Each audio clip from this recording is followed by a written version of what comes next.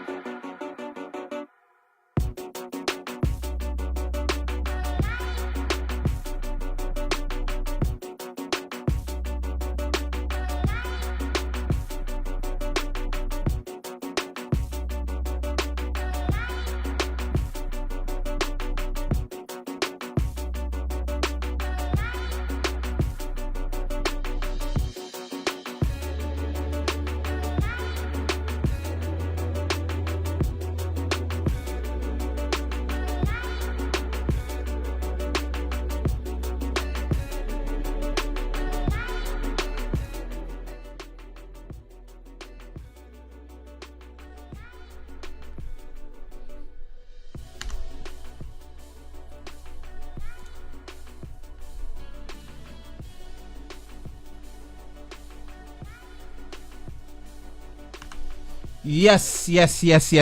Welcome everybody to this week's episode of the Tech and Chill Show Unplugged. And today's one is going to be a bit special, as always, as we try and keep it special for you guys. And I have with me today, as my special guest collaboration partner today, that's probably going to be the best way to call it. It's Mr. Ryan himself from LoverOfTech. And we are actually streaming both at the same time on our channel. So everyone is going to get engaged and it's going to be absolutely lit.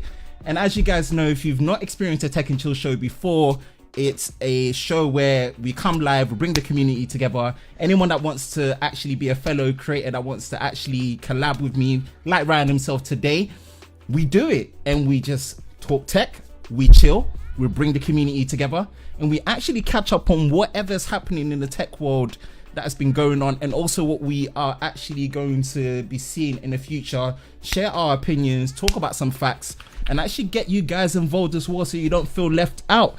And that is what it is today. So without further ado, let me just allow Ryan to actually introduce himself to everyone. Ryan, over to you. All right, well, people in my stream, you know me. This is Ben. He's pretty special.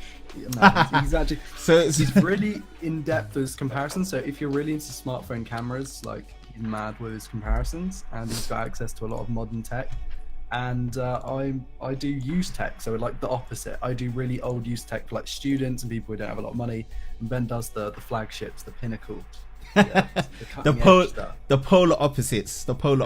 So definitely this live stream is simultaneously happening on both sides with our channels, and this has been done, not sponsored, but through restream.io. It was also meant to be happening on Periscope with the Twitter family, but Periscope failed. But it doesn't matter, we want the YouTube family to be up on here, so that's where the action is at. That's where it's lit. That's where we stay communicated and we get everyone involved with what's going on.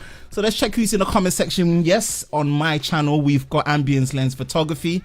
Again, thank you for coming through. He says this is lit. Of course we got to keep it fine, we've got to keep it lit, nothing more, nothing less. And definitely one thing about the Tech and Chill show, as you guys know, people that have joined that haven't joined before, this is a show where there's a bit of structure but more organic. You know, we want it to mainly come from just what we've been feeling and experiencing on our tech. And Yeah, man, we've got a lot to share. There's been releases, there's been controversial topics that we've also wanted to, you know, discuss and talk about. So this is going to be the platform for it. So yeah, this is what it's going to be. Ryan's been very eager to come on to share some of the things that he's been, you know, seen in the tech scene as well, and also just through his experiences. And even just for us, we are pretty much on the same page as well. So I definitely wanted to kind of bring this forward together. And this should not be a one-time event. This might also end up being a situation where we do actually get a roundtable experience. So it might actually be a free panel guest one time. You know, so there's going to be more that's coming from this, man. So I am going to pest this man. So I'm on every single stream. We need it. We need this level of engagement. We need this level of pestering, man. It's definitely gonna make a difference to the whole situation. So who have we got in there as well? So we've got Sean. What's up, Sean? And also we've got Mr. Sam. Shout out to Mr. Sam. He's actually the artist for all the artwork that you're seeing on here as well.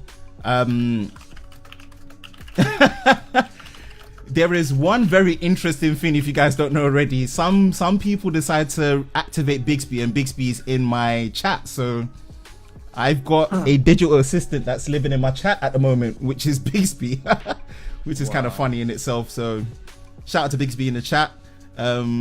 Chester Foster, sweet. I'll be sure to keep an eye out for the roundtable. Yeah, roundtable tech discussion is definitely going to be happening, man. It's going to be crazy. It's going to be absolutely crazy. Anyone in the comment section that's already joining the stream, let us know what the audio levels are, if you can hear both me and Ryan correctly, if the background music is perfect and it's not too loud and you guys can actually hear what we're saying. Give us some feedback and let us know what's going on. Shout out to Concepts Creator in the house, in the building. Hey dude, how's your new camera? New camera will be arriving on Tuesday. Ryan, do you want to share the story? I'll let you share the story.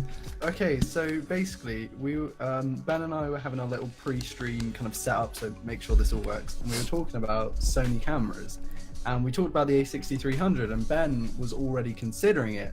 I had considered it a while ago and kind of forgotten about it. Yeah. And he was looking for deals, and I found one on eBay, and I was like, "Yeah, there's one here for like $550 or whatever." And he was like, "What?" And then I sent me the link, and literally, I'm gonna have to pull the trigger on this. The next day rolls around, and within 20 minutes of each other, we bought the same camera. Within 20 minutes of each other. So. Yeah.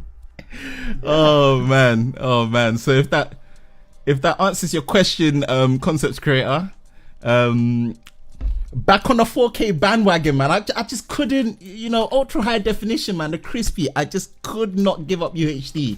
Like, I had to be back on it, man.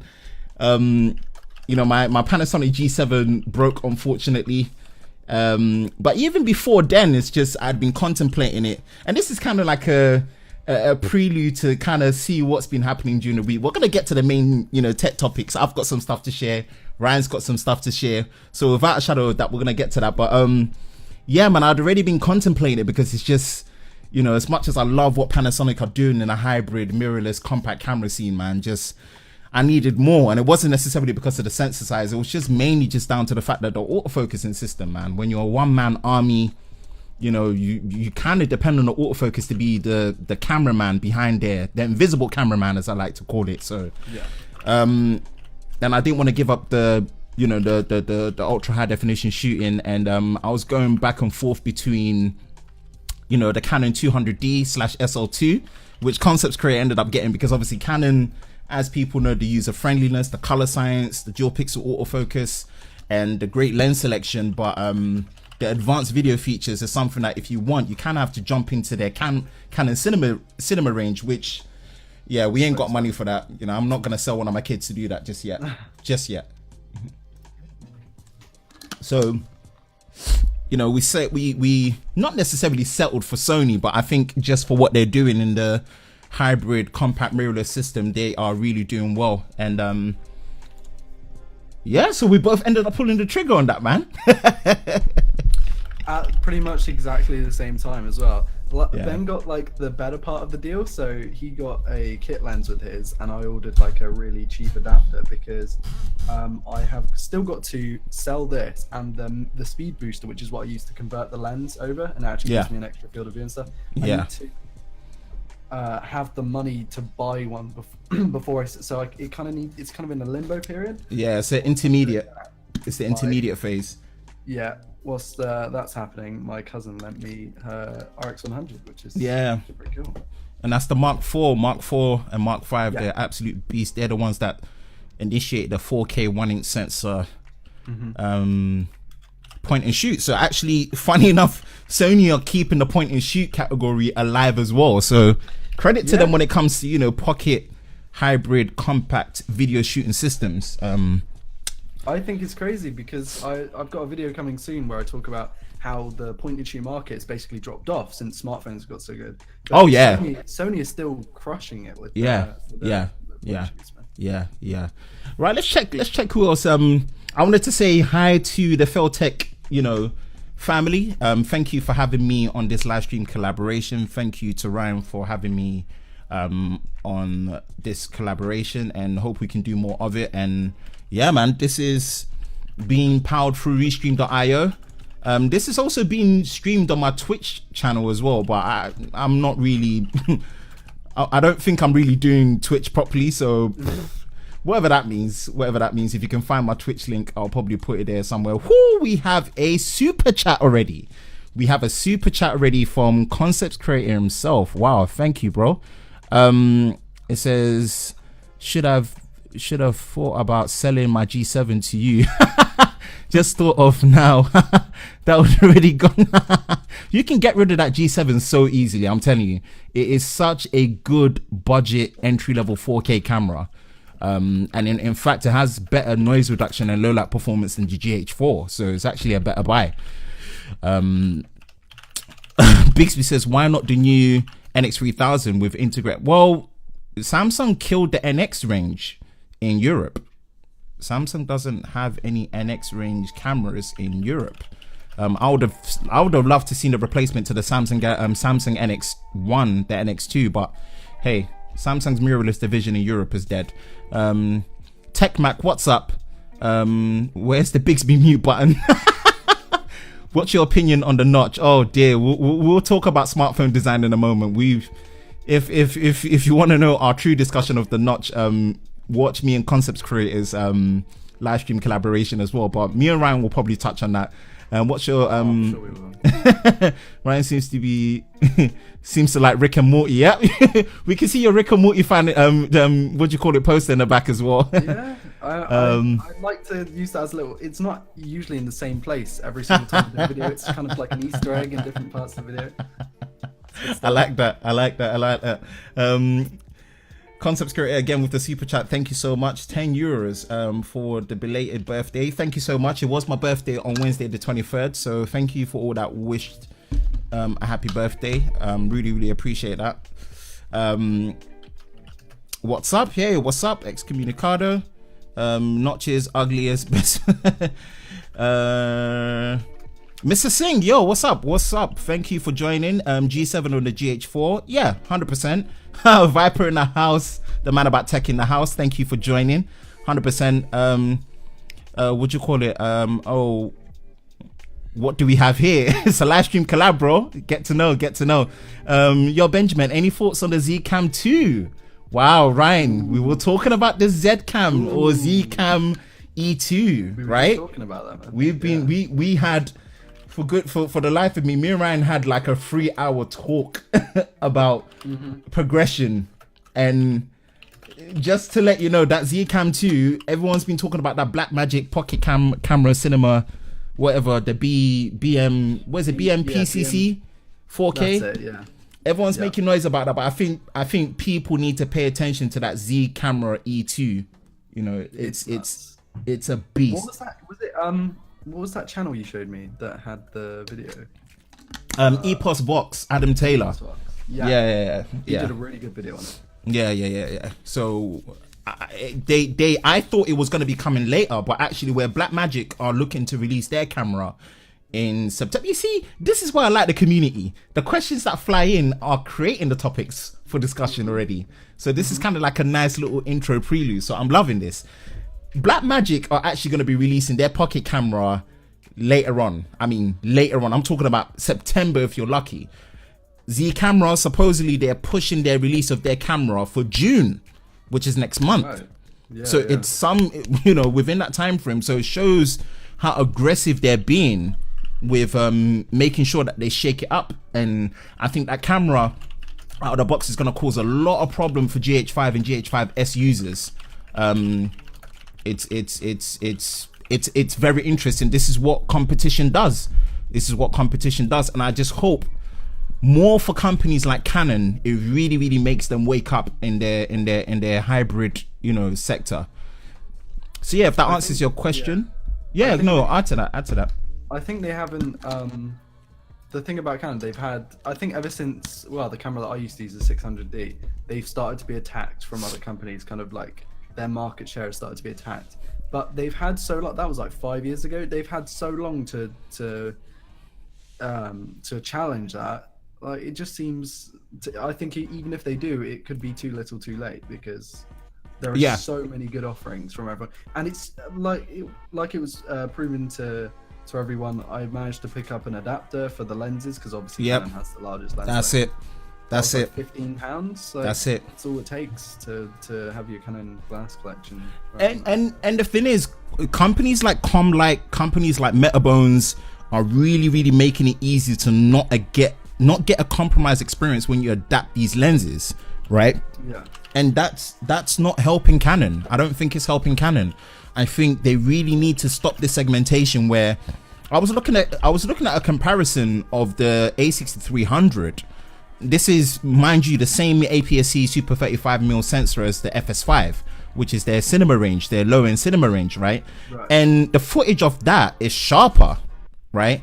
So it's almost like, why would Sony do that? But then it just shows like they're not scared, right? Because what it does is it makes people stay loyal to their brand progression in terms of gear purchase, right? Yeah. What you're seeing with most people now is those that love Canon are switching to Sony because they can't justify that big jump over to their cinema range, right? Because actually their cinema range, in terms of what you want, you're gonna have to actually get a C300 Mark II to get the benefit of that jump, which is a £10,000 camera body. That's without the modularity, So yeah, there's a lot to consider. But yeah, if that answers your question, Singh, Zcam E2. I have a question from Sam Patterson. I said I promised them I'd answer. Oh yeah. He asked our opinions on Chinese phones. I'll start by saying that I've dabbled in a few. Like my friend Harry gets a lot of his phones from China. Yeah. Obviously Huawei, Xiaomi, big brands like that. But then you've got the little brands as well. You've got like the Doogee. I'm pretty sure they're Chinese. They're like a subsidiary. Yeah. There is Yumi DG. Yumi DG. There are all these phones that I'd love to check out, but I haven't really got the money at the moment. But in terms of what I think of the concept of them, is that they're great little phones. A lot of my college lecturers, when I was at college, they had Chinese phones because they were into their tech. I was doing an IT course, but they really prove to you that specifications, to some degree, if you care about them, can be found in such cheap phones, such affordable phones. Like if you don't care about like dynamic range or like an OLED display, if you care about the raw resolution and parts, then you can get phones for like £100 which have crazy specs. And Alex from Red Skull, he is like the connoisseur. He's the professor. He's the reviewer of Chinese phones. He will take the headache out of what Chinese phones are worth buying, whether it's Alcatel. Go over to Alex from Red Skull. He does great reviews on Chinese phones. So 100%, man. That's I'm indifferent about Chinese manufacturers, because on the top scale, you've got, under BBK Electronics, you've got Oppo, you've got Vivo, and you've got OnePlus. and they are at that top scale of the ones that are actually innovating, especially Vivo. Like, that Apex concept phone is no longer a concept phone. Like, I made a joke about it on Twitter that this Vivo Apex phone that is coming out is gonna get released before Apple release their AirPower wireless charging mat. Can you imagine?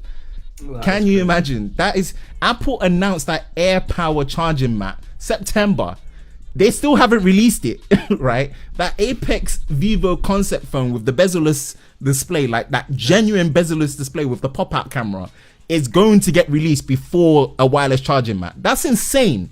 That's absolutely insane. So they've got so much, like, they've got so much in the headlines, because obviously they were the first to really make headlines with their under screen fingerprint scanner. Oh, yeah. Now they're going out with the bezel-less displays and their new camera technologies, and how they're kind of, like you said, like the pop-up camera, like how they're doing that.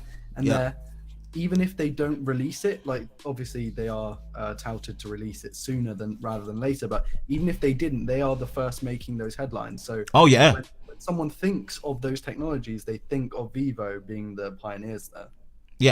Yeah. So this is where it's like they've kind of rewritten the mentality of what we see these Chinese manufacturers as copycats, right? Mm-hmm. They're not really the innovators. They kind of wait for the main dogs to do it, and then they knock it off. But I think the tides are slightly shifting now, right? The tides are almost slightly shifting. It's not that it's not the case. It's still the case in retrospect to how they do that, right? So when you see your S9 clones, your S8 clones, they are like proper clones, but you know, like they're doing that kind of like copyright infringement doesn't translate to Mandarin, right? It doesn't, right? But then at the same time, on the other scale, with what Vivo are doing, I'm excited for what they're doing in terms of like genuine research and development, where they're pouring money in, they're listening to people, they're seeing trends, but then they're showing how to make it futuristic, but bring the future now, right? So that's something that, in terms of like the indifference, I'm kind of more excited on the top end scale of that, you know. So if that kind of answers the question about, you know, what we feel about Chinese phones, yeah, man, it's very interesting. And even then, the Doogee Mix 4 prototype that was on Mr. Who's the Boss's channel, you know, that is another perfect example of a big surprise in terms of the all bezel-less screen design with the push-up screen kind of mechanism, you know, very old school, retro, but very futuristic, but very original, but not copycatting, you know, kind of making you think differently in terms of design. So yeah, Chinese manufacturers are in a very interesting transition at the minute. So watch out, more to come. Isn't it funny how we took those two different angles? You went for the top end stuff, and I started off talking about the cheap budget. But the thing is, it's good to get kind of like the polar opposite retrospect, right? Because that's kind of like where our natural content and mindsets kind of flow to, you know. So it will be good to kind of get your audience to see that side of things, and then my audience to kind of see your side of things, you know. Because definitely all the links are in the description below. Multi-streaming powered by Restream.io, not sponsored. The link to Ryan's the link to Ryan's channel. Make sure that anyone that's in the live stream from the Tech and Chill family, the Lover of Tech family, the Tech Lover Squad, make sure you go over to Ryan's channel, join the FL Tech family as well, subscribe to him, also follow him on his socials and Instagram, and also his Twitter, where he's very active. Make sure that you also, you know, just link together, just have a community all together as well. And again, one thing that he does very well is concise but very detailed comparisons of older phones and how they've actually aged and progressed. What are the nuances? What are the great things that have actually happened over the time? Are they receiving software updates? What are the materials that are used? Are those materials, were they good from day one? Have they aged? There's so many things that he would actually bring together, but in a very, very nice, concise package, and he compares them to other phones, you know. So definitely that's one thing that I would, if you guys want to get kind of like a nice, short, in-depth but concise snippet of a good comparison, his channel is the place that you need to be hitting up as well. So definitely, my Ryan from Phil Tech, we are collaborating tonight on the Tech and Chill Show Unplugged, and it's going so well. Let's look through some of the comments as well. Shout out to Fabrizio in the house. Come stai? Bixby, why not Bixby over Thank You? How does Bixby end up in the chat? I just don't get it. I still haven't gotten used to this. It's just such a weird experience. Such a weird experience. Who else is here? Tech enthusiast in the house. What's good? Do you just unnotch your thumbnails? You guys are, look, stop trolling us tonight. Stop trolling me. Stop trolling me. Concepts creator started this. Tech, oh yeah. Would you have either seen 1+6 with or without? No notch. Like, no. Sorry. The notch is like, it's currently like the fashion, right? But it, as we've spoken about before, it's just the in between whilst we figure out how to do under screen stuff. So yeah. That's all it is. It's just an in between. It's not like everyone thinks this is the most beautiful thing on earth, because most people don't, and even the companies know that. So you see, the thing is, right? Your company's like essential, and especially Apple, because obviously they're the most polarizing company when it comes to these things, right? And they're the ones that kind of really triggered this whole thing. I don't like it, but I understand the intermediacy. What I don't like is the copycatting without the attention to detail of how to actually have a proper workaround to it in terms of app development, in terms of like the foundational. And I know what Google are doing in terms of Project Treble and fixing it with Android P with faster updates, right? But initially it just felt like a knee-jerk reaction of, oh, let's just copy it because it seems like this is what people want. Or if it's what people want, or if we don't know what people want, all the bigger influencers or the bigger reviewers or people that are reviewing these stuff, the more they keep repeating that we don't mind the notch, it's like, oh, actually, they don't mind it that much, so why not? You know, so that kind of like complacent. Yeah. So that's my standing on it. But in a perfect ideal world, what Samsung are doing with the Infinity display, no notch, 100%. They do it the best, in my opinion. If they just got rid of that bottom bit, like the bottom chin, then it'd be absolutely perfect. Yeah. I think it's better to have that bar across the top than to have a notch. So. Yeah, I agree. I think if they're going for rather than a symmetrical design like what they were going for, if you're going for an asymmetrical design, and again, this brings it back to Xiaomi, because Xiaomi were also one of the biggest pioneers in that all-screen display with the original Mix, right? I actually think that their form of the asymmetrical design I don't like, because it confuses the orientation of the front-facing camera, which is just a bit weird in my opinion, right? So I actually think what you're saying is right, where if you're going for an asymmetrical design, they should do what Apple did by bending the OLED panel underneath to get rid of the bottom chin. Yeah. You know, and then, you know, just leave the top bar up there, trim it down as much as possible, and just have kind of like an asymmetrical design that way. So I could rock with that. Yeah. No, I think that a lot of people find that the top, like originally when the bezel-less phones were a thing, the top bezel was the one to get rid of. But I think in retrospect, the bottom bezel should be the one to get rid of. Yep. And the top one, even if it's like Samsung's little thin slice at the top, I think it just works better. Yep. I 100% agree with that. 100% agree with that. So if that answers your question, no notch. No notch. Okay, so it says totally hyped. I prefer this channel. Hey, thank you so much. Make sure you also go over to LoverOfTech as well. Did you just unnotch? Oh yeah. Would you have reversing notch now on it? He's removed it from the fin around the display. See it exposed again. No, leave me alone, Concepts. Leave me alone. Ambience Lens Photography says, buy the red 8K hydrogen. I mean, it's a damn... Yes. The red hydrogen one. What's your thoughts on it? So... when it's a thing that I get a lot from my audience who don't necessarily know a lot about the camera, like they care more about the experience than what goes into it, like we talked about the other day with phones and all this stuff. But there is like scientifically not a lot you can do when you have a form factor so small in terms of your sensor, and that's why a lot of phones have over sharpening. Now, even though your Samsung or your iPhone, whatever, might have the same resolution, in terms of video as something like a GH4 or even going up to a red camera, you're going to see completely different looking images, not necessarily because of color or whatever, but because where it's soft on the smartphone, they have to over sharpen. There's a lot of processing that goes on. Yeah. I think Red, without their software is routinely been terrible up until like the latest Monstro 8K sensor. Yeah, the full frame. The full frame one. So I think that a lot of people are seeing this as being like the baby red camera in a phone. I don't think it's going to be that.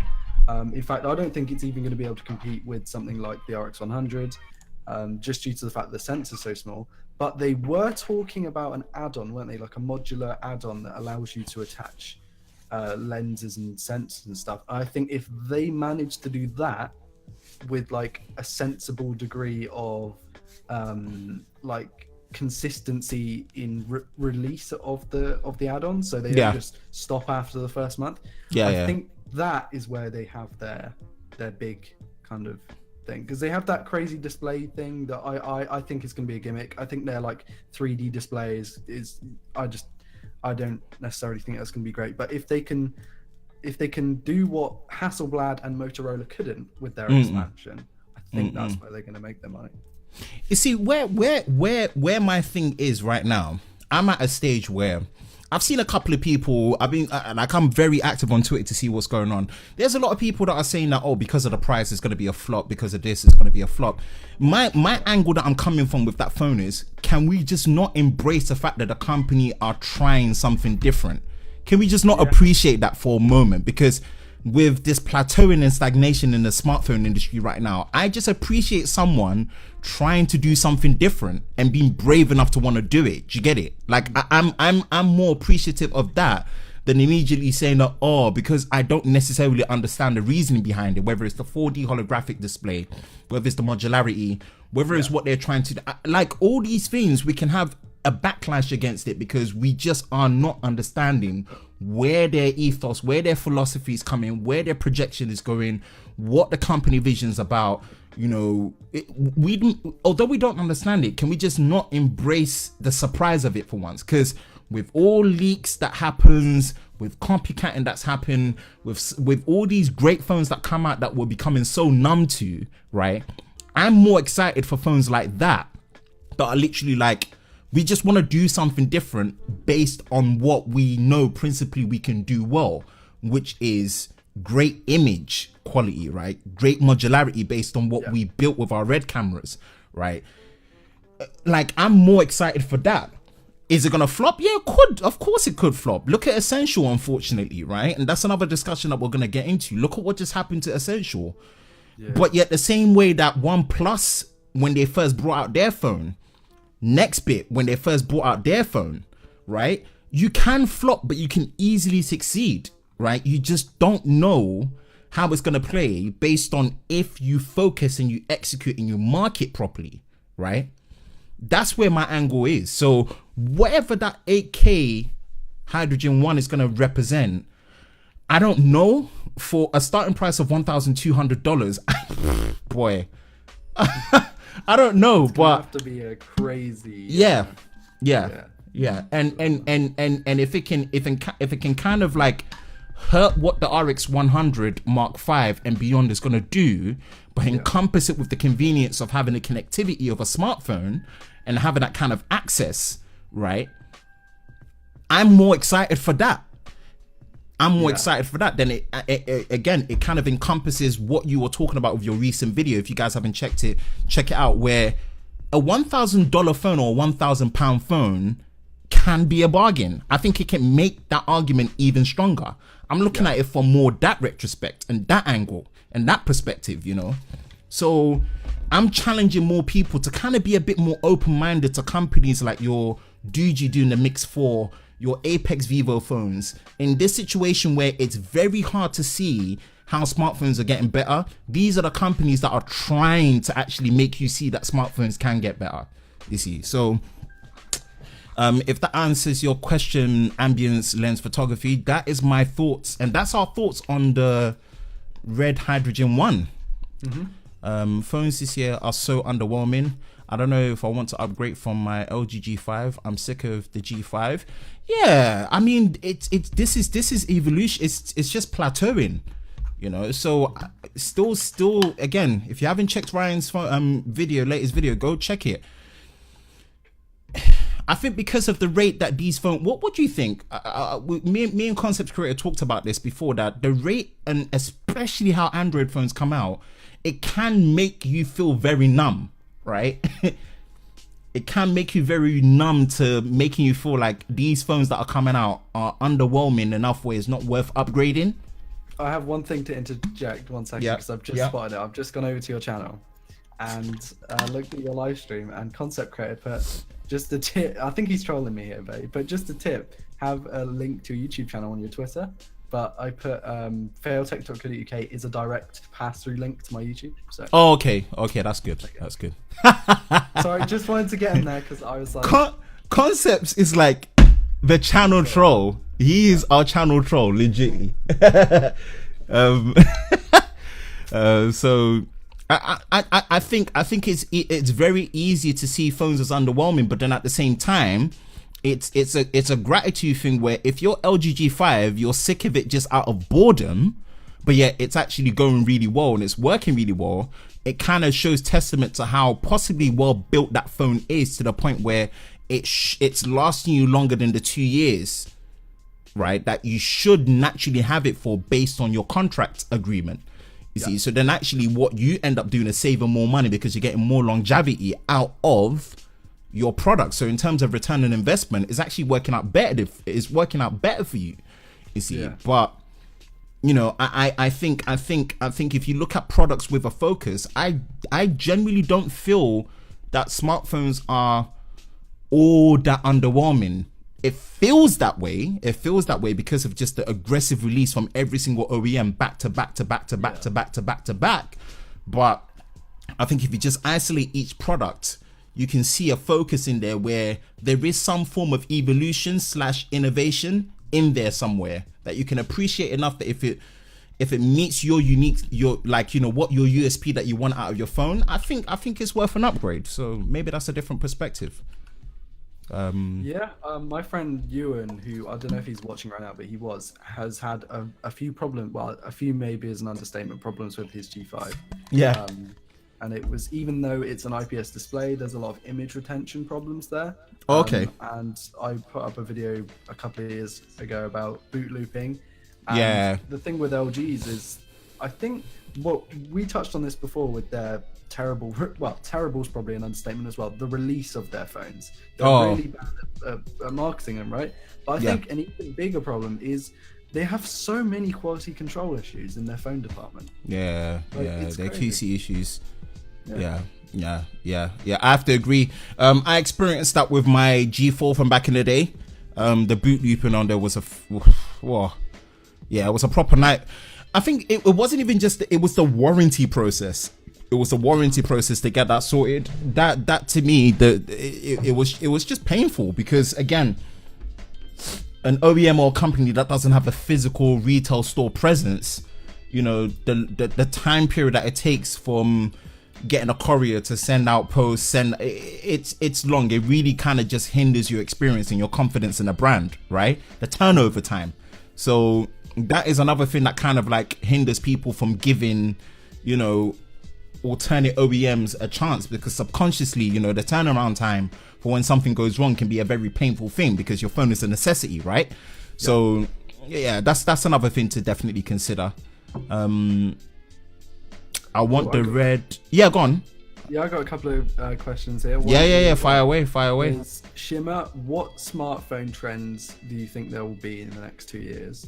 I think we'll probably try. I think a trend will be without a notch. Technically, I think the notch will go away, and that will become a trend. I think we will probably go back to single cameras. Sounds weird, but the way that software is going, and the fact that loads of people want to lower the cost of their phone. Again, having another sensor in there is just additional cost, and I think it's gonna be a lot easier. Like, you know, Google's proven that their software can make up for another lens. There are a lot of phones on the market, a lot of cheap Chinese phones, unfortunately, that have a second camera, that they literally scientifically don't do anything. Don't do nothing. Fake AF. Yeah. Fake AF, and I don't mean autofocus. It's just fake. It's just legit fake. Yeah, what do you think trends will be in the next 2 years? So trends definitely will be the bezel-less display. The next major trend that needs to get figured out is battery. Genuine battery. And then we know that there's been discussions from Samsung with the patents that they've filed in terms of their graphene battery technology and stuff. There needs to be that genuine shift of what replacement batteries could do in terms of quick recharge time, right? I said it before, there's nothing beats having a spare battery that you take out and you put in. That's quick charge. That nothing beats that. Quickest form. That is the quickest form. We need to get recharging of batteries down to that negative 15-20 minutes, where you genuinely feel like, if I can recharge my whole battery, not part, to 100 in 20 minutes to 10 minutes between that gap, then generally speaking, you should not ever miss the rechargeable battery again. Like, you shouldn't miss it. You see. So that's the next trend that I need to really be seeing happening. And then one trend that I really, for myself, and I'm really surprised more companies haven't really caught onto it this year, right, is high refresh rate panels. 120 hertz, 90 hertz, 144 hertz.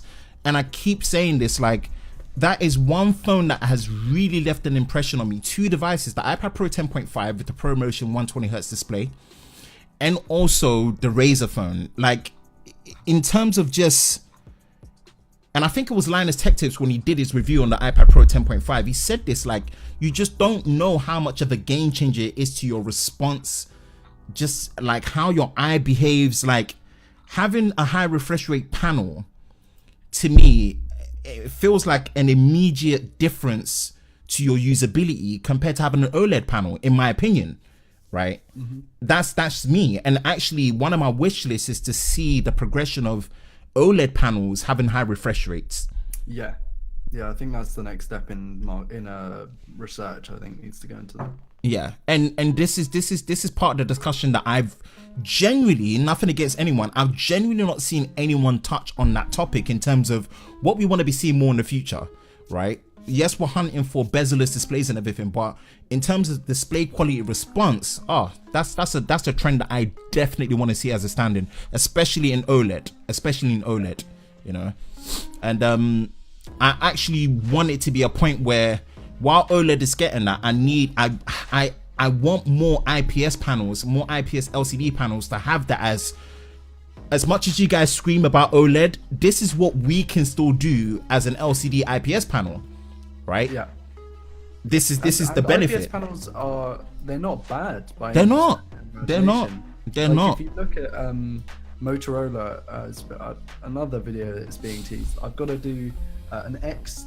Do you remember the original Moto X? It was like not necessarily spec wise, but it was really good in software. Yeah. It was the one with the, I think it was like the Snapdragon S4 Pro dual core, and it had the contextual chip on there, and it went through like the whole motor maker design, and that's when it really had the always on listening kind of technology happening with the contextual voice recognition. Yeah, I remember. Yeah. So I had the X2 versus the X4, and they've switched to from OLED to IPS, weirdly enough, which is usually the other way around for a lot of companies. But the IPS display looks as punchy, if not punchier, than the OLED. So it's proof that it doesn't, the only drawback, in my opinion, is the black level. But even then, there are a lot of IPS panels that do. So, obviously, they're never going to get to the level of OLED, but very, very close, to the point where you have to be in pitch black conditions to notice the difference. Yeah, and the thing is, one thing that you have to, if we're going to defend IPS panels a lot more, right? Yes, they don't have the they don't have kind of like the flexibility. They're not as malleable, in terms of bending, molding. They still require like a whole backlight because the pixels themselves don't illuminate and have the luminance to be able to turn on and off, right? And that also depends on what their response rate in terms of being on and off, right? So yes, you don't get the genuine black levels, but what you're getting is more consistent and accurate colors, you're less susceptible to screen burn. It's not that you can't get screen burn, but you're less susceptible to it, right? Genuine brightness as well. Genuine brightness in nits. You will be more likely to get more consistent genuine brightness in nits on an LCD panel.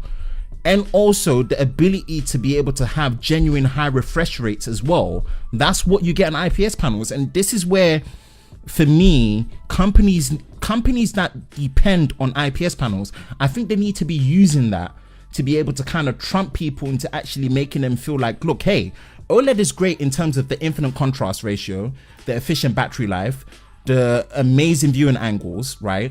Because of the contrast ratio where it's able to differentiate the darks to the blacks, you're getting much more vibrant and punchy colors. Great. And yes, they've negated the issue of brightness not being a good thing. Yes, you get genuine brightness on OLED panels, right? But OLED panels are expensive to manufacture. You're not really going to get access to a good one unless you're Samsung or Apple, right? So that means you're going to be left with a lackluster one that really doesn't look good, and it color shifts, and it doesn't have the pixel density, because how the pixels are arranged are different, right? It's based on either a pentile or diamond matrix. Oh, am I gone? Oh, I'm back. Sorry. It's based on that kind of arrangement where really it isn't as pixel dense as your normal sRGB, RGB pixel arrangement for an LCD panel, right? This is where I still think LCD panels have the relevance in the scene, right? And I think it's not being utilized enough, because majority carrying the vote have literally just put pressure on the fact that if you don't get OLED, right, your screen is rubbish. 100% disagree with that. So that's kind of my passionate rant about it. I agree with they have to use the high refresh rate to their advantage to. Yeah. Like 1080p IPS versus 1080p OLED. And a lot of people I know will go OLED every day of the week, but you cannot go high refresh. Well, at least at the moment, you cannot go high refresh rate OLED. You can't. So like that's the one thing you need to push to kind of make that statement that we can do things that you can. Yes. Because when you do that, it makes the research and the development that goes into OLED increase. It will increase. If, let's just say, you have a budget smartphone, like let's just say if OnePlus went the route of maybe not doing a notch and says, look, we've got a quality 1080p panel, but this is what's special about us. It's 1080p, but you're getting a high refresh rate, 120 hertz, 144 hertz. When we talk about the speed that you need, right, we're also talking about the fastest display response on the market. Can you imagine that? If they marketed their product that way, that to me would have been like, wow. I'm not sold on the OnePlus 6, but I'll be like, wow, this is sick. Yeah. This is sick. You know how they're like the cult company? It would make yes more like just standing out as being right. Well, whilst you guys go and trend this way, we are gonna go this way. Yeah, 100%. That's my prerogative on it. And then if that answers the question from the Feltec family side, this is what we kind of feel like what trends should be currently, and what we want to be seeing into this, what is effectively going to be the third decade of the new millennium, right? 2020 is the third decade of the new millennium. So yeah, this is what we want to be seeing in the mobile industry when it comes to the smartphone trends. Let's go through some of the questions on my side as well as yours. So what's your budget? I want to buy the red smartphone, but I'll buy it if it's actually a good phone. Whoa, you're gonna have to import that from America. Yeah, but with Sony, you have one big issue: no articulating display. Yeah. So with me, if we're back to that, I was kind of advising Ryan as well when we were discussing this. All the usability problems on the A6300 specifically, and sorry again, we're digressing back to camera gear, can be fixed minus the rolling shutter, right? If you use a field monitor, you get a headphone jack, you get an articulating display. If you're going to have overheating and battery life problems, getting an external battery, dummy battery coupler system, you can externally power it and you can get up to like 5 hours of continuous recording with no overheating. Even if you don't do that, you can charge and power it over USB as well, which most cameras, even mirrorless, can't do, but Sony does, right? those two things can be negated and fixed, you know. So yes, ergonomically it doesn't make it a very nice all-encompassing package, but you can fix it, you know. What you can't fix is things like rolling shutter or bad autofocus. There's no fixing those two. Or tiny sensor, or bad slow motion, or terrible compression ratio. Yeah, you there's if there's something you can fix to negate what the problem is, it's not that bad. It's not that bad. It's the things you can't fix that you're stuck with, right? That it's you know, it's a pain in the butt. Like 1080p, only having 1080p. Yep, that's a big limitation of Canon. Yep. You know, I'm looking at it from a videography perspective in terms of upgrading progression. I'm stuck. You know, yeah. So it's not too bad not having an articulating screen. I wish it had it, but it's cool. I think, I don't know, because the thing I love about these cameras, right, is they're so small that you can build them out like you were mentioning, I think, before the stream with the small rig cages and stuff. Oh, yeah. I'm personally planning. I planned that way before I even thought about it, because I was thinking about getting one from the GH4, right?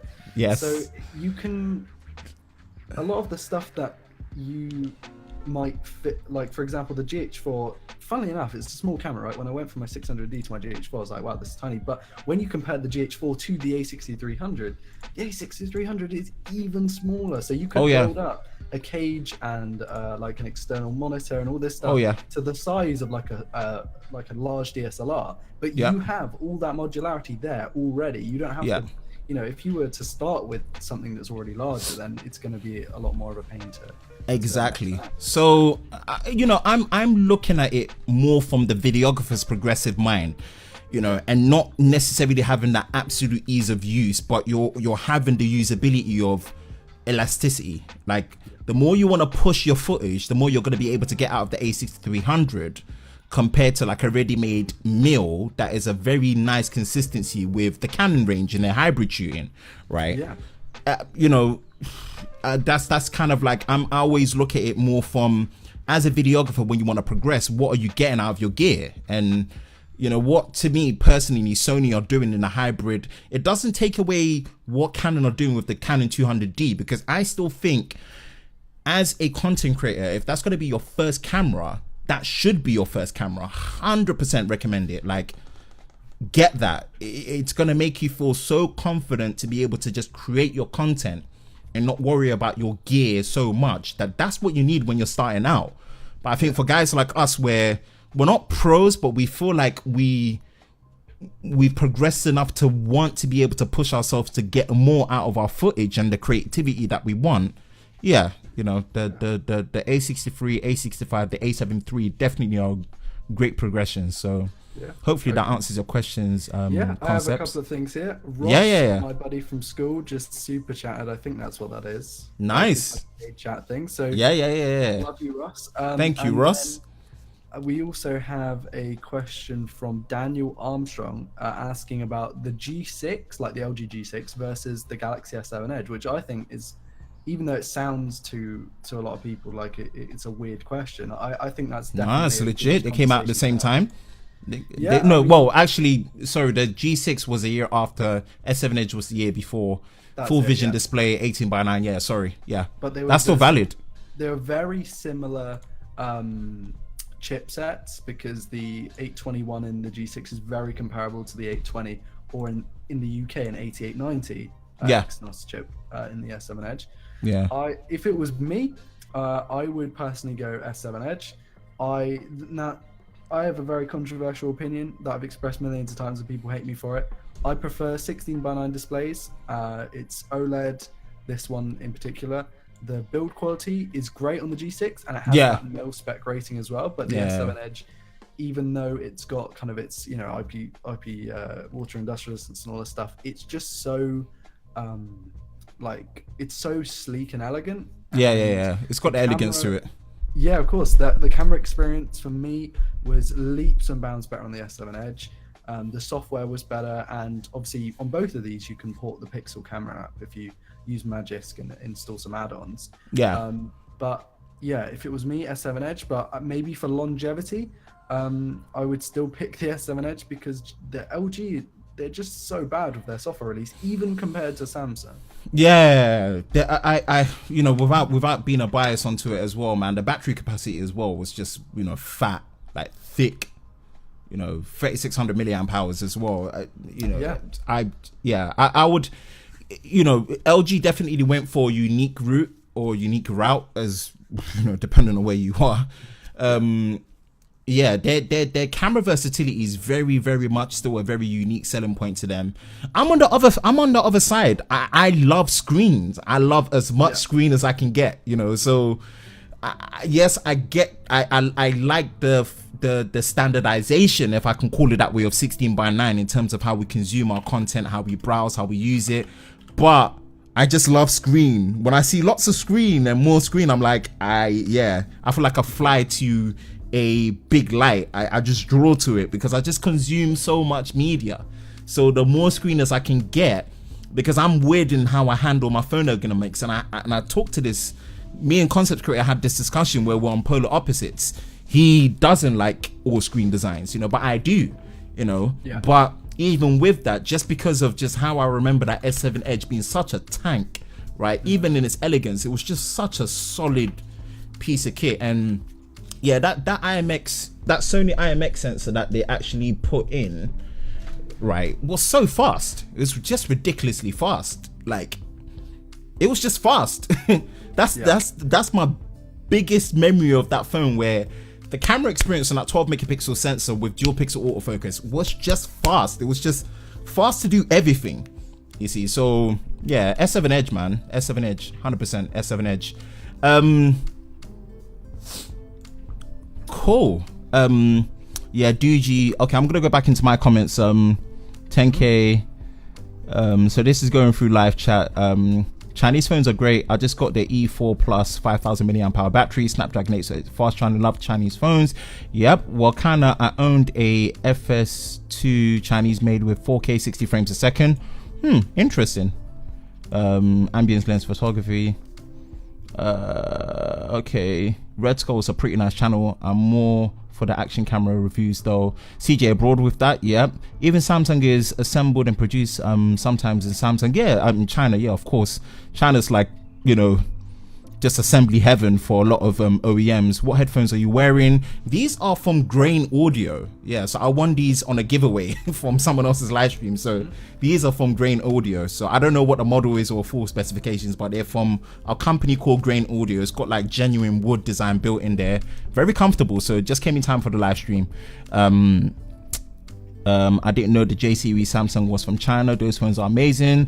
I mean, all the chipsets and internal board and display is all manufactured and assembled in China and Taiwan. Yeah, you've got Taiwanese semiconductor manufacturing company TSMC. You've got Global Foundries. Samsung are, officially the biggest chip maker in the world, and they are making great progressions onto 10 nanometer and 7 nanometers, as well as, high bandwidth memory 2, as well as GDDR6 memory as well, which should be in the next NVIDIA chips as well.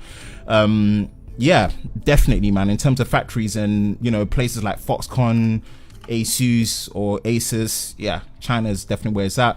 My Project 13 in the house. What did I miss? You didn't miss too much, bro. You didn't miss too much. Welcome for joining the live stream, My Project 13. We should also definitely work on something for a live stream collaboration as well. My Project 13. Chipsets like the Exynos series, quad cores and octa cores. Yep. To Feltec. Just a tip on your Twitter. Oh yeah, we went past that. Right. I'm here for you, bro. I'm not subbing to his channel, joke.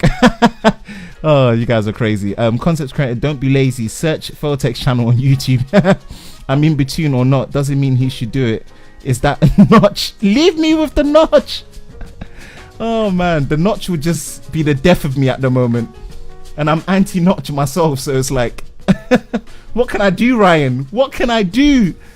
I wouldn't put it past Samsung to actually put a notch on the device down the road. I don't think they will. Samsung are just in their own right. If you look at it, specifically Samsung Samsung USA's marketing, Samsung are just big trolls. Samsung have no reason to put a notch in their phone. I just don't think they'll do it personally. What do you think, Ryan? Do you think Samsung will go to the extent of having to put a notch in their phone? I think Samsung have got the technology that they are so confident that they have already got a notchless phone in-house. Yeah. That they will just not bother, because then they can look back in 5 years, they can look back and go, all right, these companies had to, what's the word? They had to compensate. Yeah. Whereas we didn't have to, we have a notch. So 100% agree. 100% agree. I think they've already got a working prototype. Yeah. Samsung, to me, in terms of pure hardware manufacturing, I know they get a lot of slate when it comes to software, performance over time, cohesiveness, maybe not necessarily speed, because I think speed isn't a problem. Maybe fluidity, cohesiveness is something where they maybe get a lot of stick for, and I get it. There's a lot of redundancy in their apps. People like to call it bloatware. I call it redundancy. There's a lot they get for that, but let's not take away from the fact that their superiority in terms of physical hardware manufacturing, right? They almost can't be touched. So I'm in agreement with you. I just don't think they will. They're facing a limitation of not being able to work around having a notchless design, and they already don't have a notchless design. They basically killed the side bezels. They don't have side bezels, so. I don't think Samsung will go that route personally. You have a question on your channel, on your stream end of things, saying, do you think Fortnite will come to the Nintendo Switch? Such an out there question. I wasn't expecting that. I think Fortnite could, because of the nature of the graphics can actually allow it to be. The Nintendo Switch is a bit of a weird place right now, because it can be a hit and miss. So, for example, the latest Resident Evil game at the moment is going to be in Japan only, but it's going to be a streamable game. Right. So it's not going to be a game that you can download and actually play locally. You have to stream it via a 6-month service. You see, so this is where it could do, because obviously the nature of Fortnite compared to PUBG, how the graphics are much more animated and cartoony, could be less graphically intensive, and it could be something very similar to how it looks like on Zelda Breath of the Wild. So that potentially could come. It could come, But I mean, we've got it. We're getting it on phones, aren't we? Or is that? Yeah. So I think there's definitely the possibility. And remember, it's 720p on the screen of the actual Switch. So I think there's a possibility there. With the amount that there is, I think that it would be in a respect that the phone is a good way to run Fortnite, because of course it's more portable. I think that the limitation, the only limitation that the phone has, is the control system, which is pretty much sorted with the Switch. So because you're getting, there's nothing that's better in terms of getting a genuine tactile feedback, because it stops you from having to look down a controller. You can actually just map it based on muscle memory, which is how you should game. You should you should game. So if that answers your question in that retrospect, it can. The Nintendo have done a much better job having to actually learn how to product execute properly compared to the Wii U, enough where the Switch is just killing it. The Switch is just killing it, The Switch is just killing it. And I had doubts about the Switch, but one thing I said about me having doubts against that product is I want to be wrong. I have to be wrong, right? I need to be proven wrong about Nintendo doing well with this product, and they have. A year on over, the Switch is doing very well, and we're still waiting for games like Smash Bros to come out, So, I'm still a big Smash Bros Melee fan, Melee specifically on the GameCube. Mario is my favorite character, actually, next to Link. I agree. I think. Yeah, it was yesterday. I think it was yesterday. The missus bought me FIFA for the Switch, because it's been ages since I've had a console, right? And I always used to play FIFA when I was a kid. Yeah. And I always thought that FIFA was going to be cut down on the Switch, but playing it is exactly the same as on a console. Yeah. And I tell you what, it's so weird, but also incredibly satisfying. Yep. Playing FIFA on the Switch, it's like it's such a small screen, FIFA's one of those games you usually play on projectors and massive screens. It's just weird, but no, I think the Switch has so much potential. it's signed up with EA obviously to get future releases, and I think the first party releases are already amazing. Oh yeah. Katie loves playing Mario Odyssey. Is it Super Mario Odyssey? Oh yeah. Odyssey's on point. Yeah, Odyssey's on point. So yeah, no. We on the Switch's side to make sure that they can make these games as accessible as possible, and it makes them solidify a very unique selling point for their platform, where the next release, as system on the chips are getting more efficient in terms of their fabrication process, and you know that is something that's progressing. They're only gonna get better and more efficient. So yeah, 100%. We hope to see that happen. My new 3ds XL 3D is amazing. Can't wait to see how Red can make that better. Yeah, I'm eager to see what this holographic 4D display on. I'm just eager to see what difference that they're bringing, right? So again, remember when the phablet first came out of the Note 1, it was a gimmick. Now it's not a gimmick anymore. Do you get it? So our knowledge on it being minimal shouldn't take away our open-mindedness to what it could probably bring in terms of difference and focus to a product, right? So yeah, I'm eager to see what Red are going to do with their holographic display as well. Concept creator, I can appreciate something different without a doubt, but it has to be something proper, not something like a notch.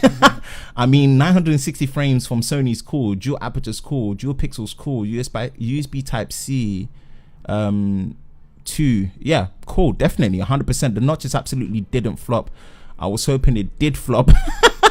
It's just Apple are polarizing, man. That's it. They're just a polarizing company. Let me say it like this: a few years ago I was like hyped about phones. Now meh. About the Twitter, sorry I missed that then. Okay, I saw it. What do you call it? Jason was here. In terms of the S7 Edge, it's the best from the glass designs. Yeah, definitely, 100%. That progression and change. Yeah, like we said before, the S7 Edge is just an absolute tank. Elegance, but it's a tank of a phone. What's the best wireless earphones which are under £50? Ooh, I'm not really a wireless earbud connoisseur, if I'm gonna say. I don't know if you can shed some light on that, Ryan. Earphones or headphones? What was the? Sorry. Yeah, see, I'm like that. I like to differentiate the two. You're either an earphone person or you're a headphone person. If I had the money, because I used to, and I'm happy sharing this with everyone, with my anxiety, I used to always wear those. What are they? They're not earpods, aren't they? The ones with the wire. Yeah. I used to wear those like when I used to go out, and obviously those are nice because they're earphones. Those are the only earphones that actually fit in my ear. I can't use in-ears, right? Oh, okay. So, but I keep breaking them, right? I'm just told. So to stop me breaking earphones, I bought some wireless headphones. But the problem with that is they're so bulky, and I still wear them out and about. But you know, when you're crossing roads and stuff, and it's just a little bit dangerous. Yeah. So if I could have earphones, like the only earphones I could really consider wearing myself that are wireless have to be AirPods, but AirPods are triple the price. So yeah. I don't know. In-ears, if you're happy with in-ears, there are loads of budget. Loads. Offerings, yeah, like yeah. eBay and Amazon, and they all pretty much do the same thing. And those Samsung ones. The Gear Icon X 2018. That's it. I'm an in-ear person. I'm the other way around. I bought a pair of AirPods for myself, hoping I could use them with the iPhone 10. They didn't fit me. They hurt my ears. They kept falling out. They made me look silly. I gave them to my wife. She loves them. I got the Icon X's. The Icon X's are absolutely phenomenal. And I think it's just the untethered experience of being able to conveniently use one at a time and having the convenience and the surroundings and the discreetness for me with the Samsung personally. You know, so those things are just a lot of tick boxes, and I'm always on public transport, so I can't have something that is not portable as earphones. So naturally, I fall to be more of an earphone person rather than a headphone person. You know, so that's kind of the camp that I go through. But I think Anker do good wireless earbuds. I didn't even know Anker made earphones. That's yeah. So I think Anker do good ones if I know right. I'm subbing. Thank you, Daniel, for subscribing. I appreciate it. You did ask about the Fortnite question that Ryan caught early, so thank you. Ross Darwin, super chat, £2. Thank you so much. We appreciate the love, man. Anyone that super chats, thank you so much. Thank you for supporting the cause. Thank you for supporting both our channels. Thank you for supporting the Tech and Chill Show Unplugged. We really appreciate it. And even with all the things that me and Ryan wanted to talk about, we haven't even scratched the surface, because more of the engagement is coming from the audience, which is absolutely fantastic. So thank you very much for that. It is much appreciated. Thanks. I got FIFA, just finished my first 20-minute game. Yep. Or the hype of removing the headphone jack. Oh, it's such a glaring omission. Honestly, it's the removal of the headphone jack is a genuine. Did you see the OnePlus 6 stream where they were trolling about the wireless earphones? Yeah. Icon. Oh no, not Icon. What's it? The Bullets wireless. Yeah, which are very, very good. Recommend as well. 100% recommend those. They look phenomenal. We were trolling with that, and then of course later they released that there was a headphone jack. There was a. Yeah, everyone was like, "Oh, what's gonna happen?" Oh man. So, again, all the questions so far on my live chat have all been answered. I don't know if all the questions on your live chat with your audience have been answered, and let's have a look. Because we don't want to let the audience feel left out once we go in on our topics and stuff. So I think the last one. Okay, hang on. That's something that I think he answered himself there. Chinese phone, Xiaomi. What do we think of Xiaomi? And also PUBG on mobile. So Xiaomi, I've tried like 2 of their phones, and they were like the really budget stuff. So the Mi Note, or the Red Mi Note, I think that's what they're called. And those are good phones. They're not. I think that being in my camp, I prefer using higher end but older flagships. But for people who want to buy brand new, they are great. And then the PUBG on mobile, my friend Morgan, Fail in the chat, who's actually, funnily enough, the originator of the name LoverOfTech, because we were working on that together. Right, nice. He's played PUBG on. He used to play PUBG a lot. Got it on his OnePlus 5T. Kind of was bored one day and just thought, I'll give this a go, and like found it really easy. Like for some reason. I think that the problem with PUBG is that it's free to play nature. It doesn't have a free to play nature on PC, and on phone I think it's again too little too late. I think Fortnite's just stolen that and run away with it. Yeah, and I think the fun factor as well. The fun factor to Fortnite, from what I've been seeing, kind of emulates that, because it seems more accessible to a lot more people. You know, so that's kind of. I've not played Fortnite. I'm still kind of like a stubborn old school gamer that likes to play through games that have an intimate storytelling. So this is why I've really enjoyed playing God of War. But in terms of multiplayer, the 2 multiplayer games that have really, had time with me, because I used to play a lot of CS tournaments, and it wasn't even Global Offensive. It was actually Counter-Strike Source. So I'm from the Counter-Strike Source era, and then also Gears of War for me. I spent a lot of time on Gears because, Gears was just a brutal game. It was just such a technical masterpiece when Unreal Engine 3 was released with the Xbox 360. So those are kind of the 2 multiplayer games that kind of stick with me. I wasn't really a COD fan. I didn't really get into Battlefield, and Fortnite really seems to have caught that kind of glimpse. So without a shadow of a doubt, man. Cool. So that's answered those questions. Now, as you are the special guest, what was the first topic on your mind that you really wanted to talk about, that you wanted us to kind of like share and digest? This is a topic that is like, I had a couple of ideas, but the one that I just want to address a couple of videos. There are 2 videos. One was the 2K video is the one that kind of you noticed from me, right? Oh yeah, 100%. And next to that, I released a video talking about charging and how fast charging is like kind of messing up your phone. Yeah, the efficiency. Yeah. And I got a lot of people telling me that I got so much hate on that video, saying, well, I've been using my phone for years, and I don't have time to do this messing around. And I think the overarching theme from the comments from the community was that it was giving false, not information, but like terrible advice. But as I stated in the video, it's completely what's the word? It's not I can't remember the word now, but it's not possible for a lot of people to use their phone like that, and it doesn't make a lot of sense. That wasn't the theme of the video. That wasn't kind of what I was trying to get across. I was trying to give scientific information, not necessarily advice that you should charge your phone like 3 or 4 times a day, very little amounts. And that's just something I wanted to get off my chest. And secondly, with the £1,000 phone one that I released recently, I still feel like a lot of the people who commented on that video only watched or only read the title, or only watched the first few maybe.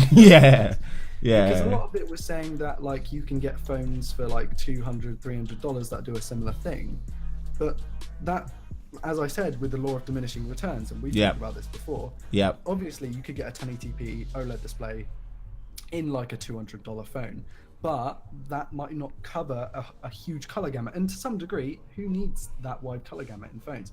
But I'm just saying that those higher end phones have it, small things, and yes, again, the law of diminishing returns. Do you really care about that? Probably not.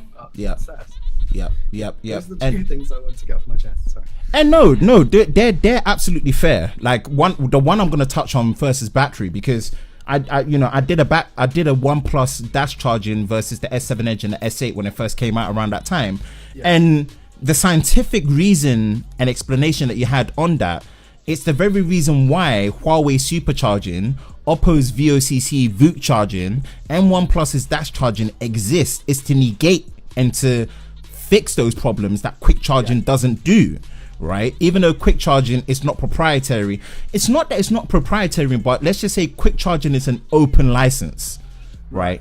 It's licensed by Qualcomm, but it's an open license based on the fact that so many OEMs use their chipsets and kind of follow the principles of their electrical circuitries to build their phone, if that makes sense, right? So it's an open license. It's because of that, you wouldn't say it's proprietary, but it's an open license, you see. But the method that they've gone towards, right, actually causes those problems of actually damaging your batteries, because obviously it's a scientific reaction. I'm on your side because I look at those things, right?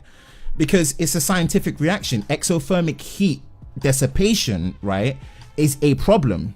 It's a negative effect in any way, right? And because in terms of like the law of thermodynamics, it takes the fact that the envelope that these phones have to work with are small compared to your base unit PC, right? You see, they don't have an envelope. There's nothing really in terms of room to dissipate. They are fanless, meaning they're passive. They're not active in terms of cooling. These are all factors that cause major damage over time. You may not see it, but it is damaging the product, right? So this is where, again, Huawei supercharging and OnePlus's dash charging exists, because it is trying to... Practical. Yeah, that's the word I was thinking about earlier. Sorry. No, it's cool. It's cool. Sorry, it's cool. Just popped into my head. It's cool. So to kind of like back you on that one, this is why those technologies are just they are a progression of being game changing, right? Because it really speeds up. It doesn't affect, basically, when you're using these products, if your screen is on 100% brightness and you're using it, it makes no difference to the charging speed. The phone just charges at the exact same rate as if the screen was off. That's phenomenal. Yeah. That's phenomenal.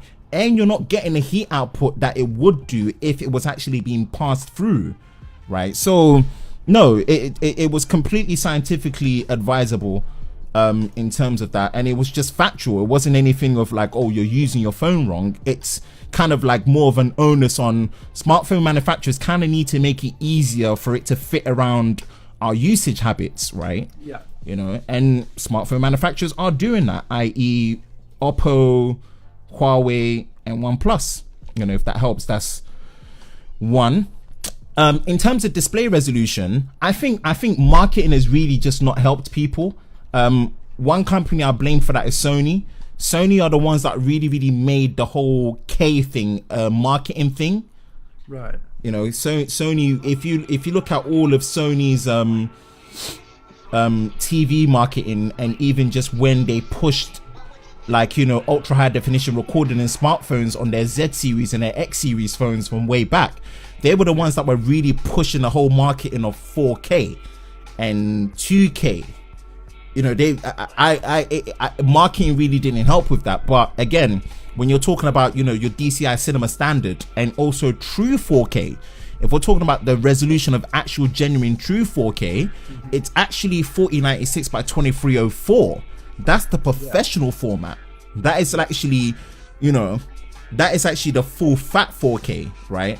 And then what you again have is the DCI wide format in the 17:9 aspect ratio of 4096 by 2160. That's it. Right? And then you've got the consumer 4K, right, which is the ultra high definition. This is what we're used to, because again, it's much more accessible. It's more accessible, but it's also based on aspect ratio. That resolution fits on the 16:9 aspect ratio that we're used to. So people don't realize how much aspect ratio kind of dictates your vertical and horizontal resolution, you know. So it's very true of like when another thing to come out of this, I've got like, honestly, I made a folder for every video that I'm planning to make. Oh yeah, it's like 30 folders on my desktop. Yeah. It's crazy. But one of the ones to do with cameras is and not a lot of people know this, but when you get because typical camera sensors are generally around the 4:3 aspect ratio. Yeah. The Micro Four Thirds. Around that. So when you, and even in smartphones, right?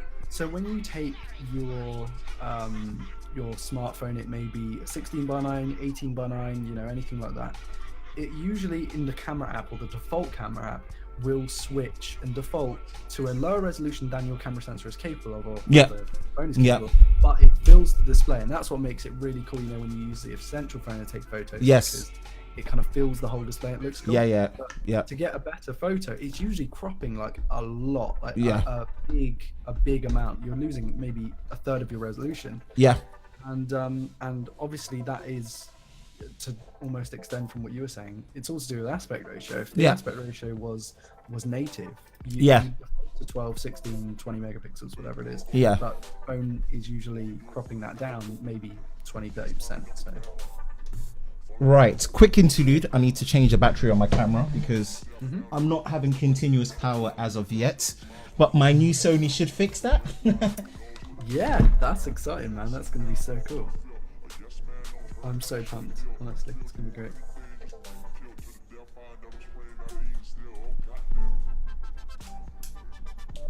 Oh, someone's just posted a comment. The Tech Mac. I need some advice. I've purchased an Nexus 6P and the battery is absolutely terrible, and the phone itself gets really warm. What should I do? Get a refund or repair the battery? I got two friends, Callum. I only have two friends. No one else in Unplugged. You got me. Come on, man. You got me. Add me to the friend list. There you go. So yeah, we've got. They both got 6Ps. Both have different experiences with them. They got them around the same time, maybe 6 months ago. And Harry's one got really bad because the battery started expanding inside the phone. Now, thankfully, Harry is pretty technically advanced person, so he managed to fix that himself. Bought a new battery off eBay, replaced it. And if you have that opportunity, even if your phone isn't breaking, I recommend, if you're buying a used phone, just go and swap the battery out as fast as possible with a genuine one. Don't get like a larger battery because, you know, on specs, on paper, it looks to be a better battery. Get a proper one, do it yourself, take your time, replace it. Not only will the battery life increase, secondly, the phone won't get so warm, and thirdly, you'll actually get better performance because it won't thermal throttle. It won't have those weird spikes. It will get the genuine. Heat comes from the battery and then kind of expands around the phone, but you're not going to have that. Well, you might do it to a small degree, but nothing like what you're experiencing right now. 100%. Remember that your battery is life, hence battery life. The battery is the source of the power that it draws for the phone to do everything. So it needs correct current voltage and ampage going to all the components properly when it needs to, because remember your components in there are passively cooled, so it needs to be able to work within the thermal dynamics in terms of the envelope, what it's doing. You know, you've got sensors on there that kind of behave and kind of watch what happens in terms of the task that you're running, when it needs to really throttle down, when it needs to spike up to maximum, when it needs to plateau, depending on the chips and whether it's using a big little ARM architecture, whether it's using all the core. Like, this is again what makes an argument about $1,000 smartphone could actually be a bargain, because the little things that make these products run is phenomenal, right? Absolutely. It's absolutely phenomenal. So there's arguments to be made for that. But yeah, that's great advice from Ryan for sure, 100%. So I answered about the battery degradation on the fast charging. I talked about the the resolution, which you are right. I get where people are having a bit more stick, because again, this is what marketing can do, right?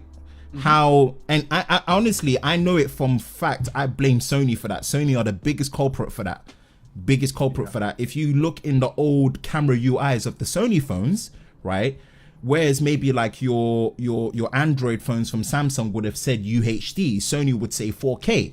You see, so it's more marketing. It's marketing that really enforce that kind of ease of terminology. That's it. It's just ease of terminology, even though it's wrong, right? Because I agree. There's two things that you need to consider that people don't really look at that much. You know, your aspect ratio, your bit rate. Those are two things that really don't get mentioned a lot when it comes to videos. So, example, if you go back and watch your old Seinfeld films, TV shows, or Everybody Loves Raymond or Frasier, right? On my new curved screen, flat screen from Samsung, right?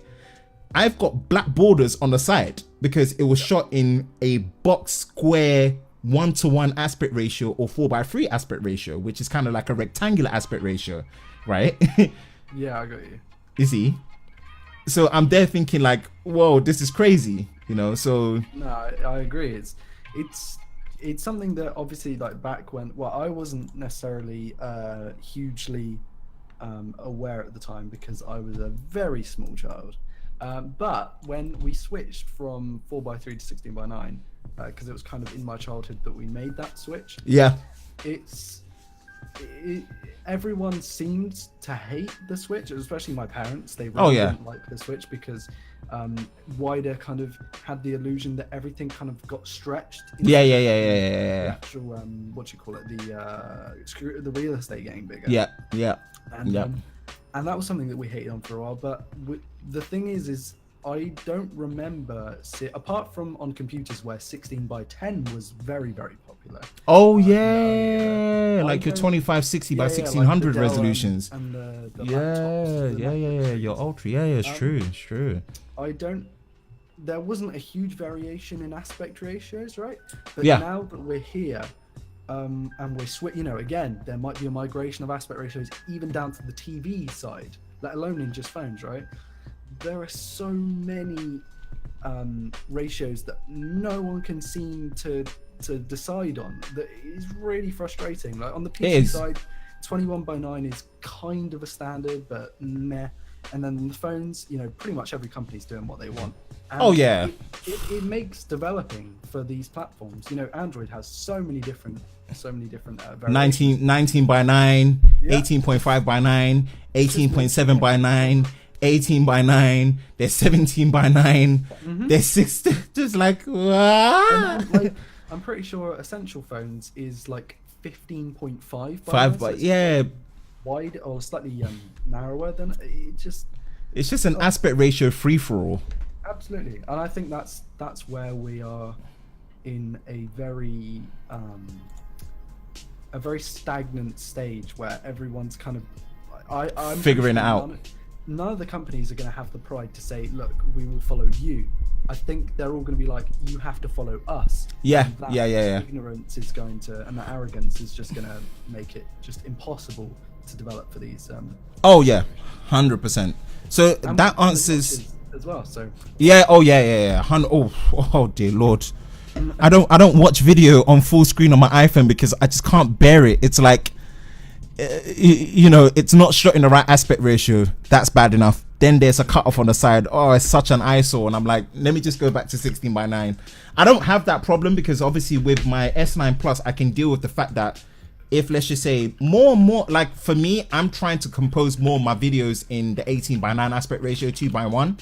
Yeah. And you know, that's another thing that I'm looking forward to on the Sony A6300 is you've got built-in frame guides, so that when you're actually so it's built in. So with those built-in frame guides, you can actually frame guide and put your aspect ratio through, and you can actually, you know, you can see it, right? You can see what you're framing, even though maybe the sensor itself shoots in 16:9, right? So it's one of those things, right? So I have less that problem on the S9. So when someone actually shoots an aspect ratio, it is such a joy to watch because you're not getting any cropping, you're getting the right framing. It's phenomenal. But again, like you're right, that is what kind of messes up this marketing of what the correct terminology for the resolution is, whether it's quad high definition, wide quad high definition, wide quad high definition plus, UHD, DCI 4K, true 4K. Right, it's the marketing, right? It's the marketing. So that answers that. You said one more thing. Was there a third one that I missed? I can't even remember what we were talking about. Aspect ratios. So it was the 2K video.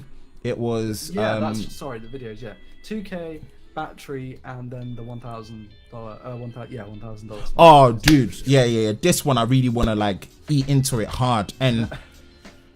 As much as just by principle, I just don't agree with any of these high spike smartphones, right? I just that's just out of principle. Right? That's just I'll touch on the principle part where I just don't agree with these smartphones costing this much money. It's just and this is coming from someone that rocks with the high end, right? I rock with the high end camp, and I don't agree with how far they're just taking it right now, right? But again, when you bring it down to earth with all those things, and I saw some comments where people were saying that, oh, if you're saying that, you know, the smartphone can do all these video shooting modes, why not use the smartphone to make all your YouTube videos? And it's like, yeah, you could use it. The only reason why you don't use it is because of either things like sensor size, because again, smartphones, how powerful they are, right, is always a downfall for the physical sensor size, but it doesn't take away the processing power, right? The processing power still stands as a separate entity, right? And just out of just being a slight gearhead and watching a lot of other channels that do camera comparisons, like your Tony and Chelsea Northrup and your Max Yuriev and all these other guys that do great tutorials and education on photography and gear and stuff, right? When they are sitting down and actually praising how powerful smartphone processing have come, they're like, we wish camera manufacturers could actually learn from smartphone manufacturers, because smartphone computational power is just so way ahead of what these guys are doing in the DSLR and the mirrorless market that it's actually frustrating for us to see that, right? Yes, the only thing we can hold on to is that physically we have bigger sensors that are more advanced in terms of sensor size and just what we can do in terms of adding low pass filters, anti-aliasing filters, cleaner sensors, you know, interchangeable lenses, you know, all these things are where we hold the edge. But at the end of the day, in terms of raw computational power, you know, look at Apple. We discussed this, like, what? I can't stress enough how scary and how they're Apple's system on a chip designers, right?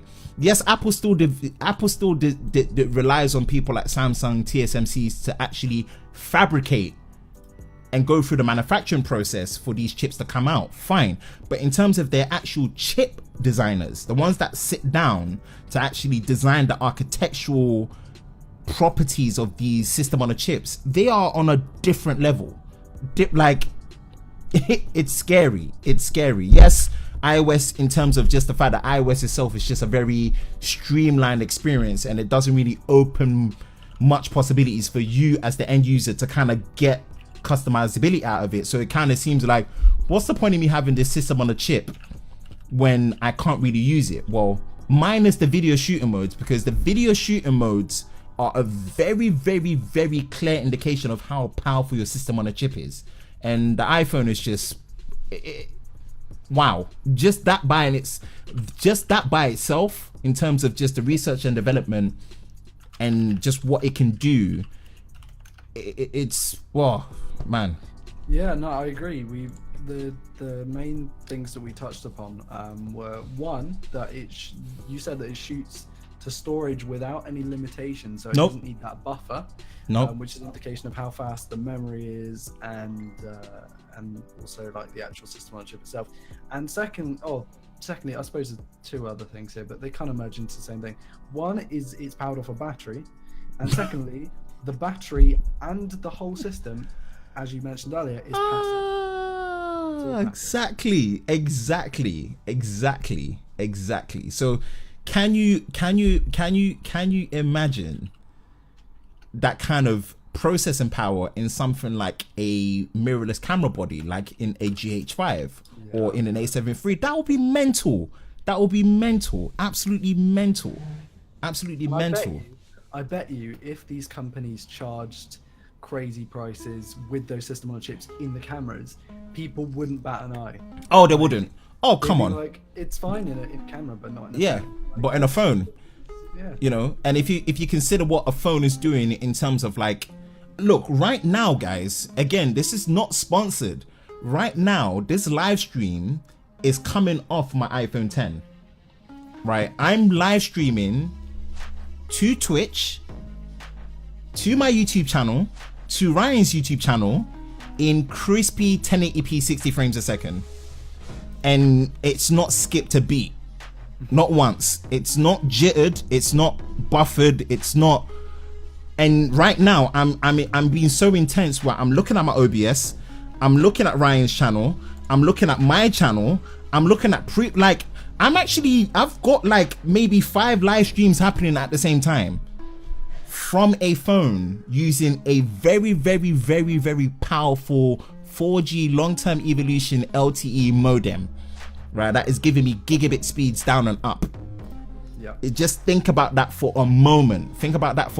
I can't use my home broadband because my home broadband is reliable and it's crap. Unfortunately, mind my French. I'm relying on my smartphone to be able to be a content creator. Without this, I couldn't actually be a content creator. I couldn't do YouTube. Even if I was actually doing it in 720p, I couldn't do it. I got you. No, I resonate with that. My friend Harry, again, to bring him up, he seems to be a topic of conversation a lot, but he bought a bunch of like £50 eBay phones and tethered them together, and he gets multiple gigabit up and down, and he lives in the middle of nowhere. His broadband connection doesn't exist, but he was able to have a bunch of SIM contracts, connect them to his phone, and then using his, I don't know, the guy's a genius when it comes to programming, tether them together, and he's getting multiple gigabit. And where I live in Cornwall, good luck finding that. Exactly. How do you put a price tag on that? That is an intangible and an invaluable thing that without that kind of accessibility, you can't actually do what you need to do. You don't have access, right? How do you put a price tag on that? So I resonate with that. Yes, by principle, in terms of we're looking at the general consumer market, right? Yeah, £1,000. Nah, bro. No. No. Again, remember what we were talking about the other day? It's crazy how many people buy these phones on a contract, so they don't even see the big chunk of money leave their bank account. Exactly. But just based on the sheer technical prowess, right, and especially the time that we live in, right, it is amazing what these products can do. It's amazing. Heartlification. Oh, that's my older brother. Shout out to Heartlification in the chat as well. Thank you, big bro, for joining the live stream. What is the need to slow down the phones so new ones can function better? Why? Designed obsolescence. Designed obsolescence is just for marketing. It's just to keep the companies and their new products more relevant. You know, it's just designed obsolescence. That's nothing new. If you watch, there was a documentary that I watched on BBC back in the day, where they talked about there was a committee that came together about light bulbs and how light bulbs were built, and they actually decided to actually gimp it on purpose to make sure that they were resellable products. So you know, it's not a conspiracy. Designed obsolescence is a thing, unfortunately. Yeah. Right, I'm going to take a short break. I need to go to the loo, but I'm sure Ben will have loads of things to talk about in the chat. Oh, yes, absolutely. Take this as a nice short interlude. Ryan is going, and he will be back. So I will kind of do this as a nice little kind of radio interlude break. So again, thank you guys over at the LoverOfTech family for having me on the show and for us live stream collaborating together. Again, I'm your host Ben from the LoverOfTech channel. If you would like to, definitely, man, on this replay as well as live, make sure you come over to the channel, hit that subscribe button. As well as when you do hit that subscribe button, make sure that you hit that notification bell so you're part of the Tech Lover Squad Team TLS, so you do not miss any new content that is posted on the LoverOfTech channel. Me and Ryan will be together to be doing more of these live streams together for sure.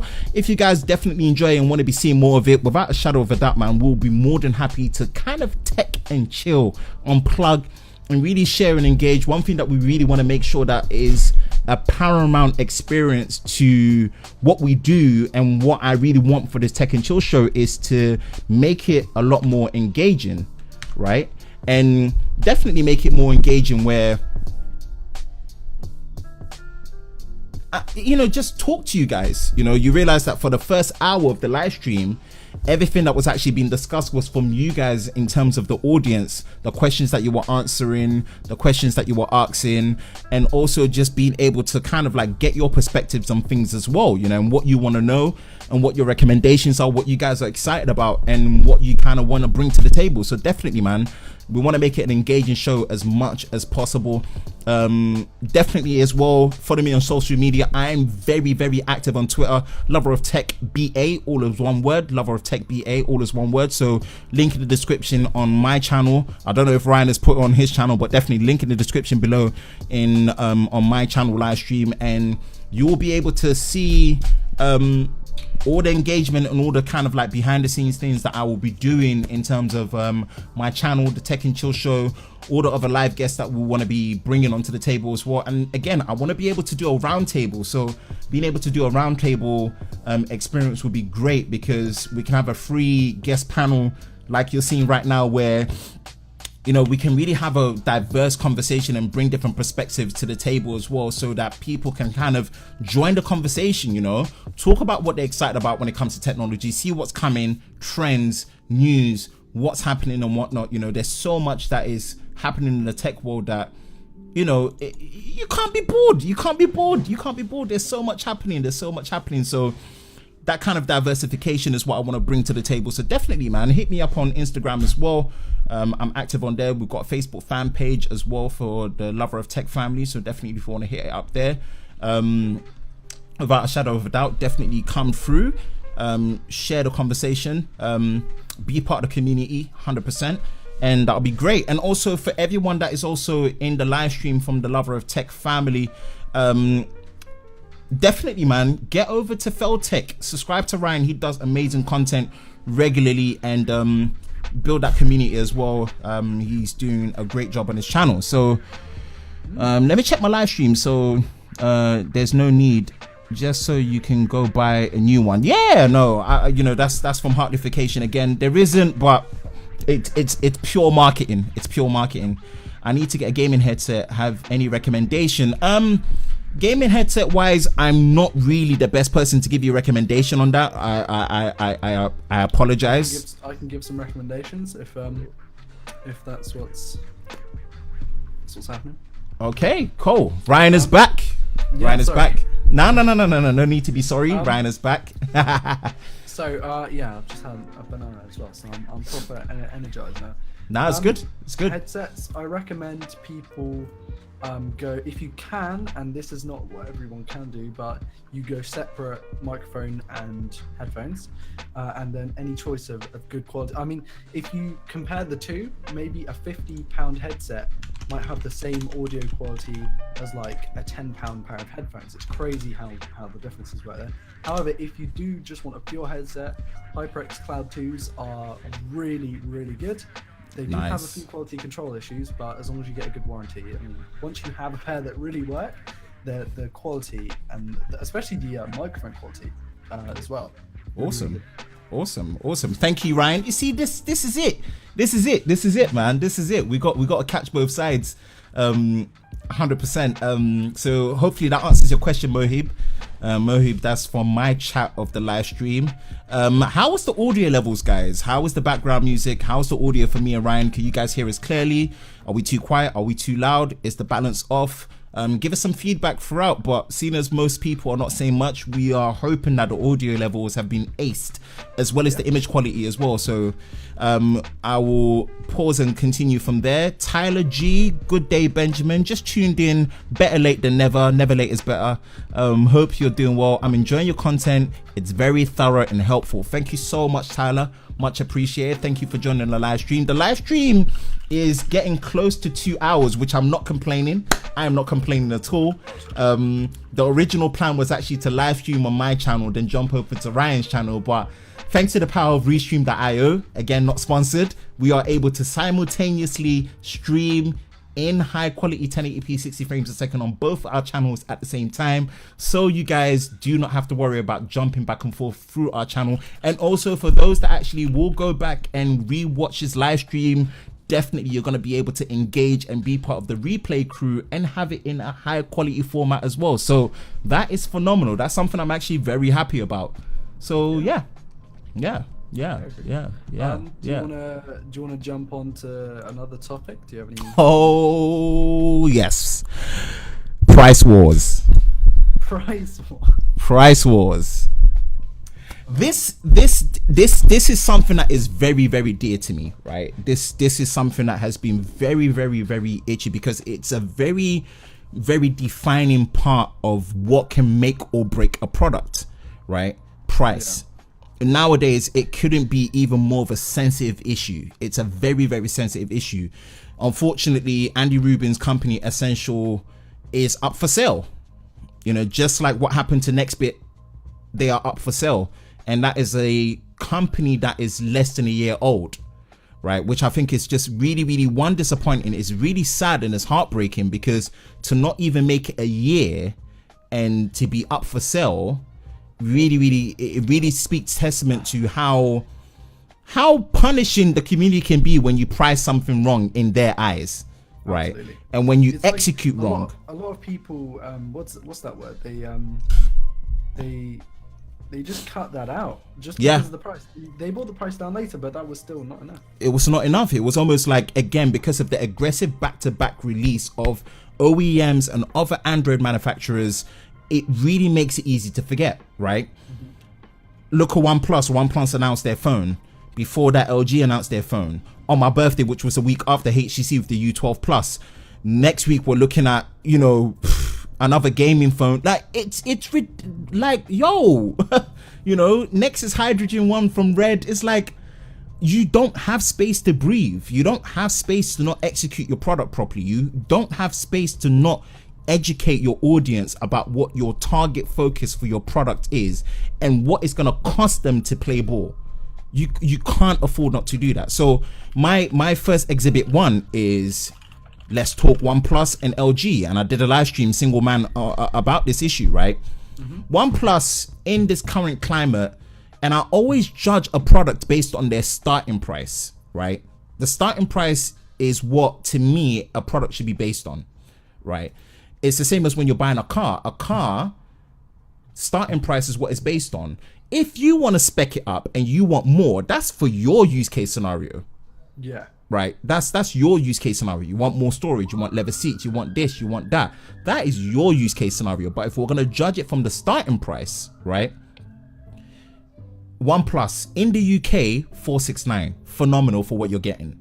The Honor 10, 399. 4 gigs of RAM, 128 storage, Kirin 970. 399. It is absolutely 399. It's only one SKU that's in UK, available at 3, one SKU 399. So again, it's battling that £400 to £500 bracket in terms of starting price, right? 4 gig, 128 storage, Kirin 970, right? Which in its oh yeah. So again, that's that. LG in the UK, and I'm specifically talking about in the UK, unlocks from the Carphone warehouse, which in the US is the equivalent to Best Buy, right? $599. if you're looking at HTC U12, right? The U12 Plus, £800 starting price. It really speaks volume for where these phones sit. No, I have to agree there. I think it's like, again, and we've talked about this, in different markets, the pricing is just completely different. Oh, shocking. So, and a lot of my audience, I think like a good 30% of my audience is from the US. So when I talk about some of these products and some of these things, they're like, what are you on about? It's a completely different price. And okay, over there, but over here, we get completely different deals. Completely. And to the point where you actually have to put a phone in a different category. Yeah. And what you're saying is so true. Where I've been defending the LG G7 to be given a chance in the UK, minus LG's poor product execution and marketing, right, is I'm looking at it as they are a bigger OEM. They are going to be in more places to be able to sell their product where they're not limited to maybe one carrier, one network, or one retailer, right? So the fact that in the UK, against a top tier OnePlus, OnePlus 6 at 569, it's a £30 difference, right? This now makes the LG competitive for many reasons. Wireless charging, a genuine IP ingress protection rating that's been certified, your mil-spec A10G drop resistance, your memory card, and also your headphone jack, right? So your memory card for expandable memory, your headphone jack as well, right? So, and also on top of that, they've genuinely got probably the best audio experience on a smartphone, right? From the headphone jack with the quad hi-fi DAC, and also the resonance chamber. Supposedly from what I've heard, it is genuinely that damn good, which is impressive because a lot of people were worried about why they just didn't go for stereo speaker setup, right? So that's credit to them. So I think those kind of not intangible, but those kind of hardware features speak volume for the markup, right? So for me, if I relate it to myself, I've got children and my kids, I love them to bits, but my goodness, they've damaged 3 phones due to water damage that were not ingress protection. So if I'm relating it to myself, when a phone doesn't have a genuine IP rating, it's a deal breaker for me. I know nowadays there's a lot of things that are not deal breakers, but an IP rating on a phone is a deal breaker to me because I can't spend that money for it to be damaged by water. I just can't. No. No. Dude, it's completely reasonable. I think that especially that there's no excuse, is there, for not having that nowadays? I mean, no. Back in the day when you had those plugs over the port, the flaps and stuff. Yeah, and now, you know, when you've got the most arguably beautiful phones, you know, with the iPhone, and for me, the most beautiful phone is the S9 Plus. Oh yeah. When you have that phone with IP68 and that level of protection, and you are not putting it into a phone that maybe is arguably not as well, not as beautiful, or maybe is more built like a tank. I think it's stupid. I think there's no reason not to have it nowadays. You know, it's just not even an argument to be made anymore. But you see, on the flip side, in the US, the LG G7 is completely priced wrong. It's a $750 to $800 phone. Right. That's wrong. Like, they're not going to be able to compete with that price tag. They're not. Even though they have a network or carrier like T-Mobile or AT&T that is able to actually subsidize the phone and make it more accessible compared to OnePlus, where America... And to this day, I still don't understand why all the 4 main networks in America don't have GSM-based networks. It's either CDMA or it's either, GSM, you know? So that kind of makes it very weird to develop phones in terms of the radio signals that you need to put in there to be compatible with an American network, right? This is where OnePlus are hurting themselves because they can't seem to crack that code, right? Their phones are only compatible with 2 networks in America. Doesn't help them. Right. You see, so that kind of shifts things into play. But then again, you have HTC, for example, U12, starting price of $800. Yes, it works on all the 4 networks in America, but yet none of the networks are actually having the phone in store. Right. Yeah. So then where my mind is how are you competing if you don't have any network support, right? but yet you're charging. So technically your overhead should be less if you're not going through carriers like that. It should be less. So you doing that in terms of pricing isn't helping you compete, even though I'm actually genuinely very excited for the U12. The U12 Plus is a phone I am actually very excited for. Right, you know, minus 2 emissions of the headphone jack, wireless charging. I'm actually very excited for that phone because when the U11 first came out, one thing I said is I can see them progressing and actually making a buttonless phone, and they did. I'm actually very, very excited for a buttonless phone. I think it's very clutch, speaking for myself. I think it's absolutely phenomenal, right? I love the fact that it doesn't have a notch. I love the fact that even with the flat display that they've actually got on there, the side bezels are non-existent. I don't know if you've seen it, but the U12 Plus's side bezels don't exist. Right. I haven't seen oh, dude, it's clean AF. It is legitly clean. It's I love it, you know. Again, they've stuck to their formula where they're using Super LCD 6. It's a quad high definition display. It's 18:9 aspect ratio, which I love. It's sharp, it's bright. They've gone for a dual camera setup with a telephoto zoom lens rather than a monochromatic lens. I'm excited for that phone, but then again, they've hurt themselves in terms of how they've priced it. I think it's okay. So my little interjection, because I have a comment somewhere on here that I was going to answer a while ago, but it also is to do with the pricing. It was 70. Someone asked what the best budget offering was for £70 out of the LG G3, Galaxy S5, or Xperia Z3. And if you're good at modifying software, in my opinion, the S5 is the best. If you really want a solid phone that isn't going to break, doesn't have any glaring issues, and that is like a safe option, go with the Xperia Z3. And if you want something that has a super high-res display and some great, maybe some great options in terms of expandable nature, however you might get a boot looping problem, then go with the G3. If it was me, I'd go Xperia just because I like those front-facing speakers. That crazy. Those were good. Those were good. Although the LG did from the G2 was one of the only few phones that really did optical image stabilization really well. So I if that matters to you, that is something to also consider. But I do agree with those options, and those are all 3 phones that I've rocked with as well. So those are good choices for those scenarios and situations that you just stated. Ryan, can you pick up your volume, please? Okay. I'll increase Ryan's volume a little bit. I'll drop the background music volume just a tad wee bit. Someone put on my chat, on my comments, can barely hear you without having my whole city here, Benjamin.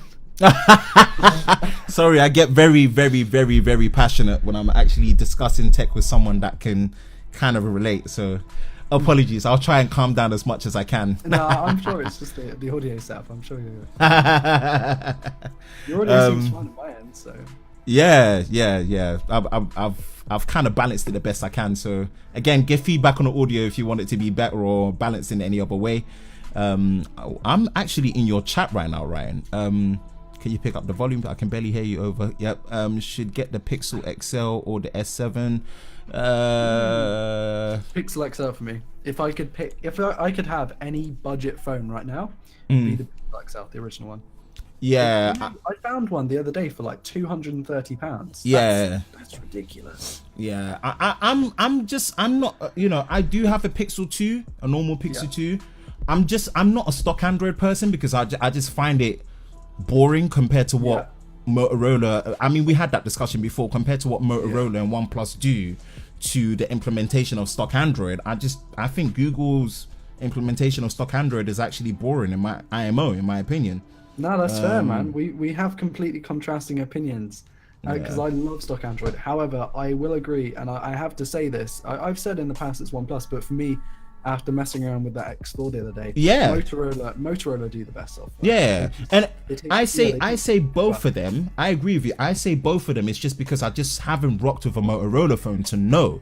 But I can kind of bring testament to what people say, because there's always the contrast in two of it's either Motorola or OnePlus that do the best iteration of stock Android, to the point where when you go back to stock Android, you think, come on, this, like, I can't swap my icons around, I can't change these. It's not mega things, but it's like, why can't you just let me do these subtle little things? Why, you know? Yeah. So no, I agree. I agree with that in that retrospect. So yeah, Pixel 2, but again, I actually like skinned Android, so I would say S7. I'll say S7 for me. Yeah, that's fair. I think the software on the S7, when it comes to the camera software, if you're really into your pro photography and you like messing around with settings, S7's got you covered there. Oh yeah. It's also got ingress protection, a higher ingress protection rating compared to IP53, which was on the Splash. So which is basically nothing. Nothing. I like. Of course, you've got micro SD expansion as well. That's something that recently has become a big thing for me. And since basically my SD card, one of my SD cards broke. That's why my last video was shot with the before. Yeah. SD and micro SD, the interchangeability, it makes my life a hell of a lot easier. Oh yeah. Even when I had my S7 Edge, I never used it, but now I'm annoyed that the OnePlus 3 doesn't have expansion for that. But not because I want to expand the storage, but because it's easier to transfer the media from one place to another. Yeah, and this is where, when you compare in the UK, I actually think LG have priced the initial price of the LG G7 correct. I think they have, and I think them doing that will give the opportunity that after the first month, it actually will be a £500 phone outright. I think based on those lifestyle additions of interchangeable memory expandability, your IP rating being genuine, your headphone jack still being there, having wireless charging where you kind of you forgive it more for having a glass design because it has wireless charging. It's not just using glass as a means of a shiny aesthetic and elegance, but there's function out of the form, right? Yeah. It's not just the form with no function, you see. So those things make me lean more towards it, even though possibly the software isn't as polished.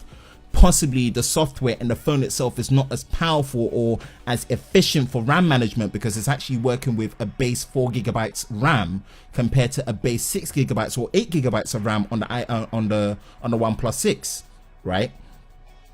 I lean, and also the fact that the camera itself arguably is a lot more versatile for photography, although the video features and the video prowess for some reason is very limiting on the LG G7. Right, it doesn't have the high frame rate video shooting modes. The stabilization is not as great.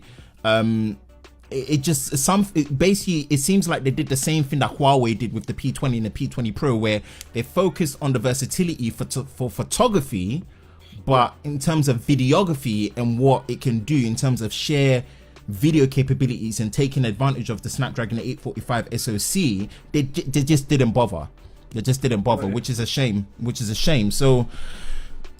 But those things make me want to give LG more of a chance, even though their product execution is absolutely shocking, to the point where I'm actually annoyed that there's been full reviews of this product that hasn't officially launched yet. Yeah, that is crazy. You know, I think they just need there are so many problems with LG.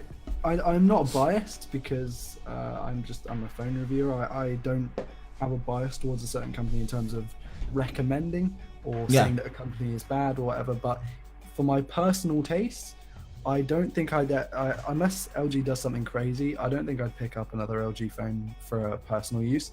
I think I'm not because I hate LG, but I think that the other offerings do a better job. If someone handed me a V30 right now, I wouldn't complain. I'd be like, yeah, this is great. Yeah. If to go out of my way to purchase it, I don't think it would be. And this is the confidence inspiring part that they're just not doing. Product announcement to actual product release and availability, right? This is where they're missing it. You announced your phone before OnePlus 2 weeks before them.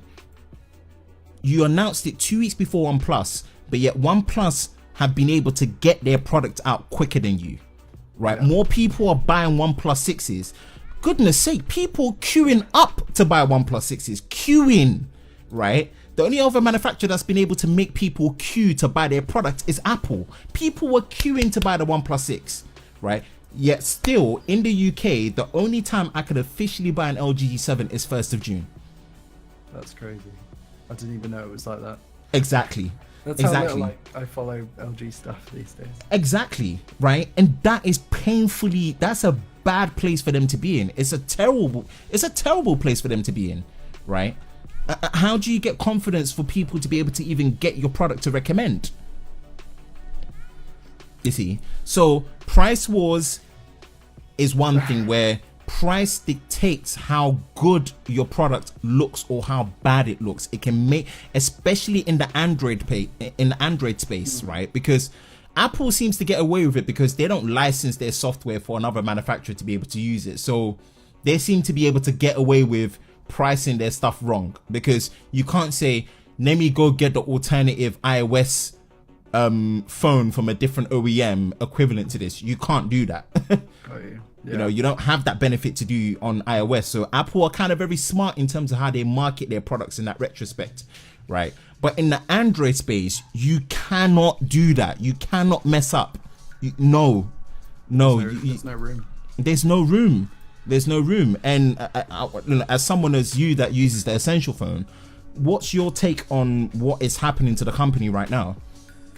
I think that it was a bit optimistic with their pricing. To be fair, if someone handed me like an Essential phone again, I had this opinion back when I first reviewed it. I think it's reasonable to charge that much if you look at it purely from the actual device. But when you charge that much, you actually have to have company security, which is something that they didn't have because this is their first release, remember?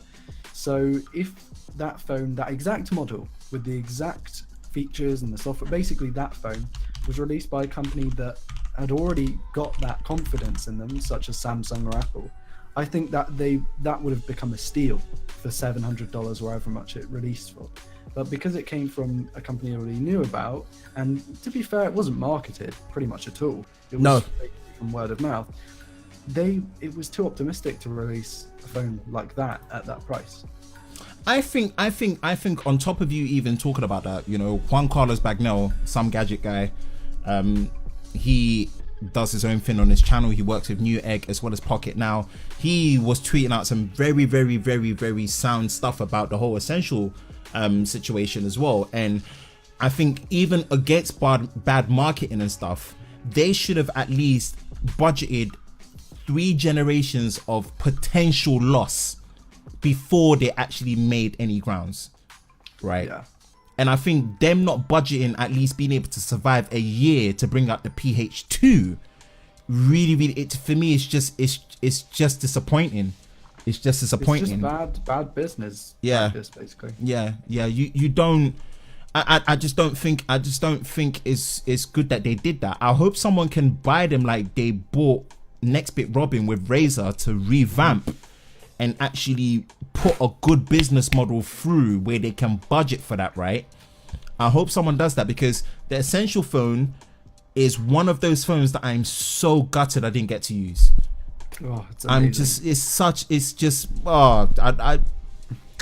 For me personally, I love what it stands for, the use of titanium, the use of ceramic, like the elegance of it, you know, the approach, like I just think for me personally, if they had priced it even at break even or a slight loss, it would have been better they did that, like what OnePlus did with the OnePlus One, where the initial starting price was $299. Come on, man. OnePlus they weren't making money off that initially. They were selling that phone at a loss until it possibly got to the 6-month life cycle where maybe getting the components for that became cheaper. Yeah. Right? In terms of business modeling, there's no way with the specs and the components that they were breaking. I don't even think they were breaking even. Sorry, I don't even think they were. I think genuinely they were selling each OnePlus One at a loss up until mid-cycle, when invite systems became easier, when you could get more codes, when they got rid of the invite system and people were buying them, that's when I think they started making enough profit where, you know, being a subsidiary to Oppo and BBK Electronics, they were like, actually, we're happy with what you did. We'll push a little bit more budget for you. You don't really need to look at too much research and development. Look at what Oppo are doing, mimic it off that, add your own little twist to it, make sure you source these components, go again, you know? I think they should have had that mindset to it. Like that meme, like, just, can I copy your homework? Yeah, but make it not like so. Yeah, bro. Yeah, bro, 100%. And this is where the uniqueness of the Essential phone is, that they didn't actually need to do that. And that's what really caught a lot of people's attention. I just think they should have hit at that $450 US or UK pounds price tag from the get-go. So people will be like, irrespective of how buggy the camera is or this is that, the fact that it runs stock Android, trust that it will get an update. So don't worry, buy now, right? That's what people would have done. It wasn't even released in the UK until like well after I even tested it. Way after, bro. Way after. A year after release. Way after. Way after. Like way after, you know? And this is where, for me, business practice, for me, I'm just looking at the business practice side. I'm very, very disappointed with how Essential handled it. You know, it's to me, it's very disappointing not to make it a year. And with God, I don't know Andy Rubin personally, but with someone of his knowledge, he should have at least assorted some form of business acumen or business model that I don't know. But it's heartbreaking. It's disappointing. You know, there was rumors that EE were meant to be one of the networks for UK to get that phone in. I was really excited for that. I would have pulled the trigger on that rather than getting my EE connection on the Pixel 2. You know, it's will they be bought? You know, there's rumors that people are saying that Amazon might cop them. I don't know, but I don't think Amazon really. I don't know with Amazon because they've tried their Fire phone. They've tried. I don't know if that's really gonna, even if they do buy it, because they have the money. Like that's right. Amazon could buy pretty much everyone at this point. Maybe not Samsung or all that, but these companies that are kind of mid-tier, I reckon they could cop pretty quickly. But yeah. I just don't know if they pick them up that it would work, because I don't think there's a lot of confidence in Amazon to produce good phones now. No. The fact that Essential have had those quality control issues, it's kind of not. It's like a match made in hell. Put it that way. Yeah. I'm just disappointed that they just couldn't come from a much more aggressive business model style point. And if it's not even just from an aggressive business model in terms of price and style point, they should have marketed it a lot better as a much more premium, elegant design and not gone after enthusiasts. They shouldn't have. If that was where they were going, in terms of the fact that there's no carrier bloatware, carrier redundancy software, there's no branding on there, it's clean, it's elegant, it's bespoke, they should have marketed it to those tier of people rather than enthusiasts, because the enthusiast reviewer market, are very, very punishing, because they, in their mind is, I need to review this in 2 weeks. I can't afford to review it in a month because I'm going to miss the next phone. The next company sending me a phone out, I'm under NDA, I'm under embargo. So your 2 weeks is up. I need to be on this phone for the next 2 weeks. After this 2 weeks, I've got another one. This company's, and I say, do you get? They are on and it's annoying, but it's the reality now, right? You see the same bunch of people that will flood your inbox with 18 videos of the same thing. They were all under NDA from 2 weeks ago, right? You see, so from when you price it wrong straight away, they're judging it based on that 2 weeks. All of us that go search for those videos are getting those, right? We're probably not as active. Most people are not going to be as active on social media as we are. So we're not going to be seeing what the company's saying about, oh, we've done these price drops, or we've done this, or we've done that. Because most of the time, these YouTubers and us content creators might not go back and do a follow-up on that. You might get lucky, but it will probably not happen because the next new thing has come, right? So it's so essential, pun intended, for you to get that right. Yeah, no, I agree. It's kind of similar with the LG thing. There's no room for error in the Android space, and I think No, when you're no. releasing such a small, a small volume, like you think of Samsung, they can afford to mess up one or two phones because they release so many phones. So many. It's like every other day. So many. And they've just got, a Samsung as an original equipment manufacturer, as an OEM, they are polarizing.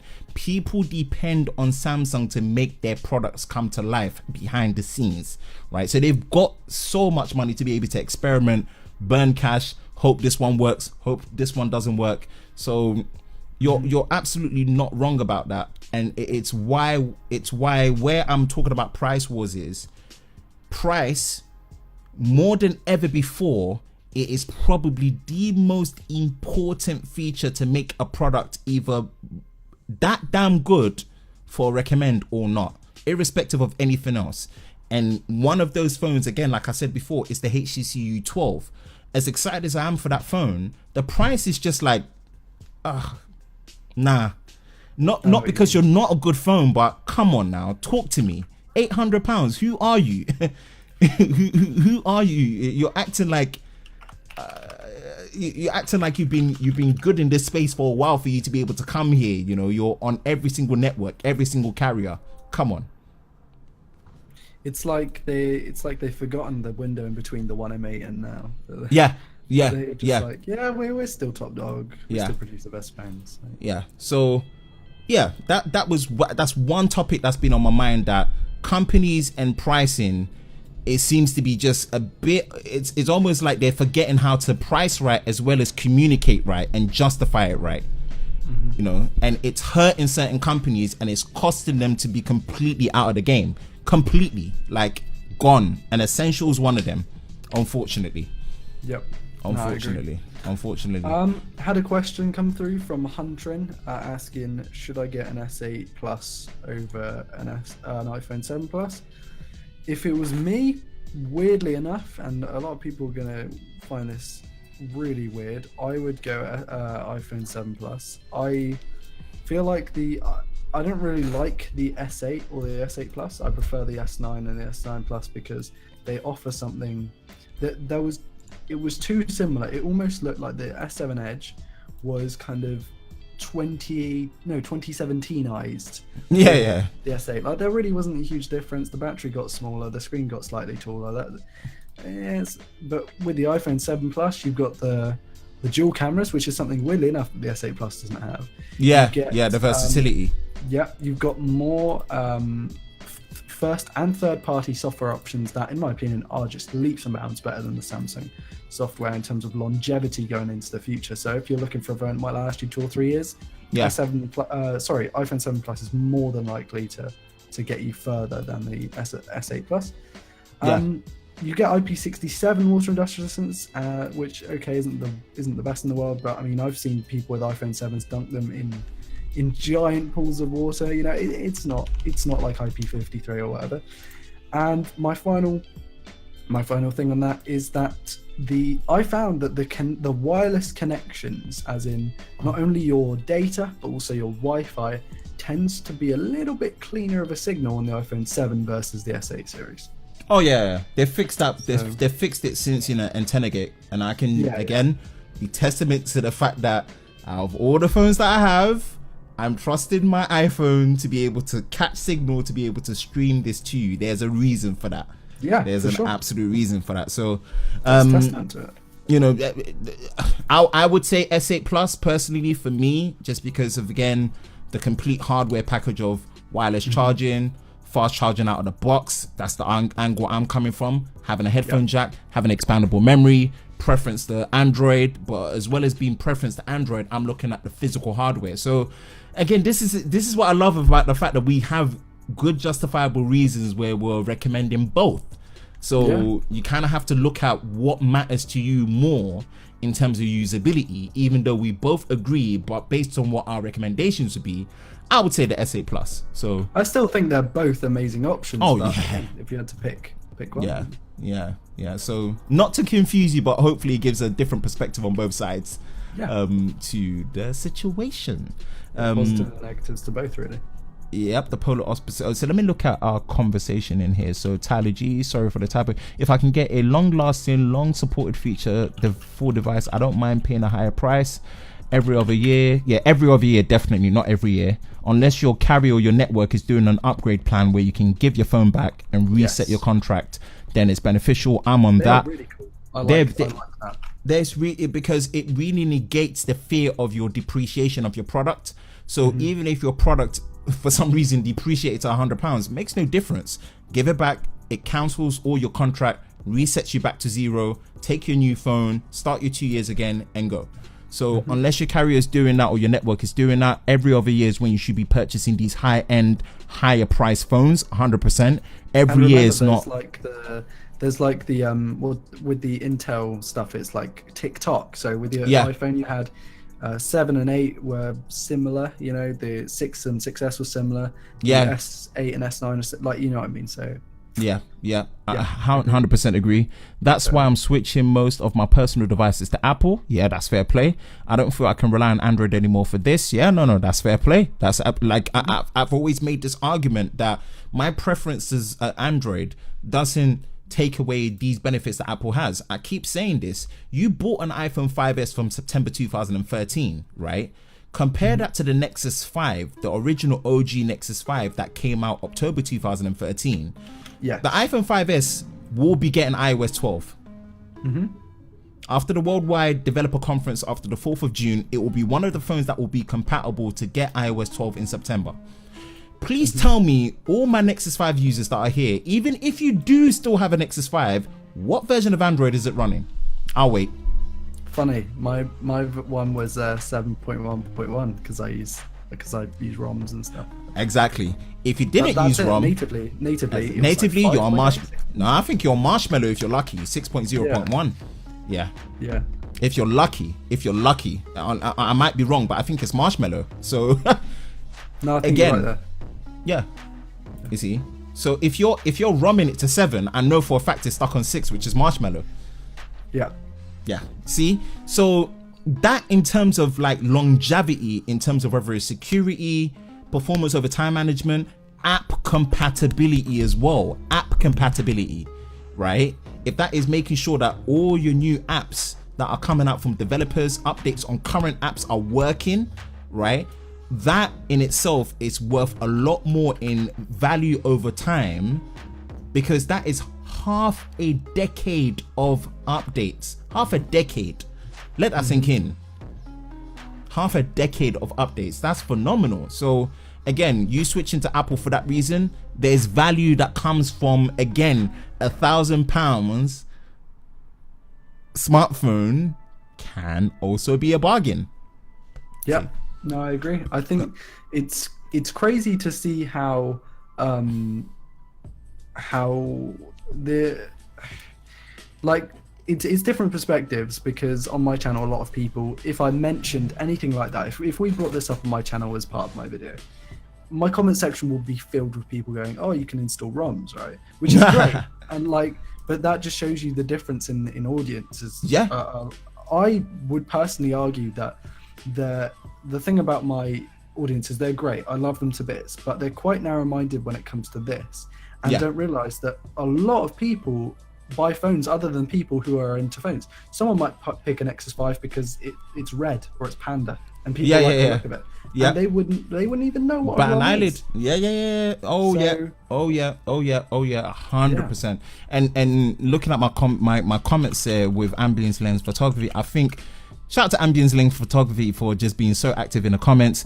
I think S9 Plus is better, as in always. I think Samsung has chosen the right direction this time onwards, and I think because they ditched the notch and are designing a foldable phone with the same 100% beastie hardware, not to mention a headphone jack, exactly what we said, and the feature of the Samsung is bright.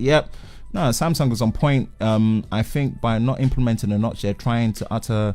We said this earlier in terms of like what they've implemented behind the scenes in terms of research and development. The foldable phone design is definitely one of them, and a truly notchless all screen design is probably there as well. Samsung is working hard on this one, and I think around the S10, the 10th generation, let's hope and pray Samsung for designing a phone that folds.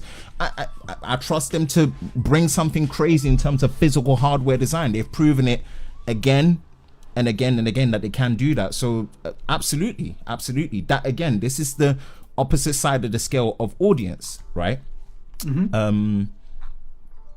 Let me put that back in default view. I'm in your chat comments. This, I don't know what everyone thinks, but I think this live stream is going extremely well. We are close to actually hitting 3 hours, which we kind of actually mentally budgeted for. We kind of mentally budgeted for this. So I'm so happy that we've been able to simultaneously live stream this at the same time, or else this could have easily ended up being a 6-hour live stream on both our channels. Easy. So for anyone that is going to be part of the replay crew, when you watch this back, definitely drop a comment. Let us know that you've come through and watched it through as well.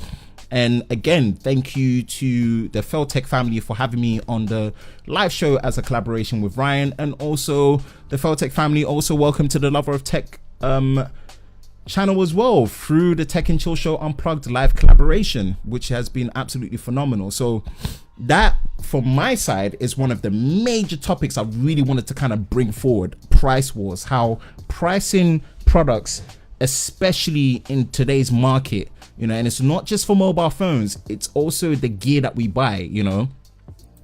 It's been a big testament to what has, you know, really influenced our upgrade paths with what companies like Z Camera are doing with the E2, what Sony are doing with the A7 III, what you know, we're able to get used. You know, price talks. Price really dictates the value that you can really justify out of a product, you know. So it could be as much as, like, for example, with camera upgrades specifically, Ben and I have been talking about this for like the past 2 or 3 days, and there are just different like use cases, and I think people who buy Sony might not be necessarily into a lot of photography, because if you look on paper, something like the GH4 is used a lot more for photography when you look at specs online and statistics.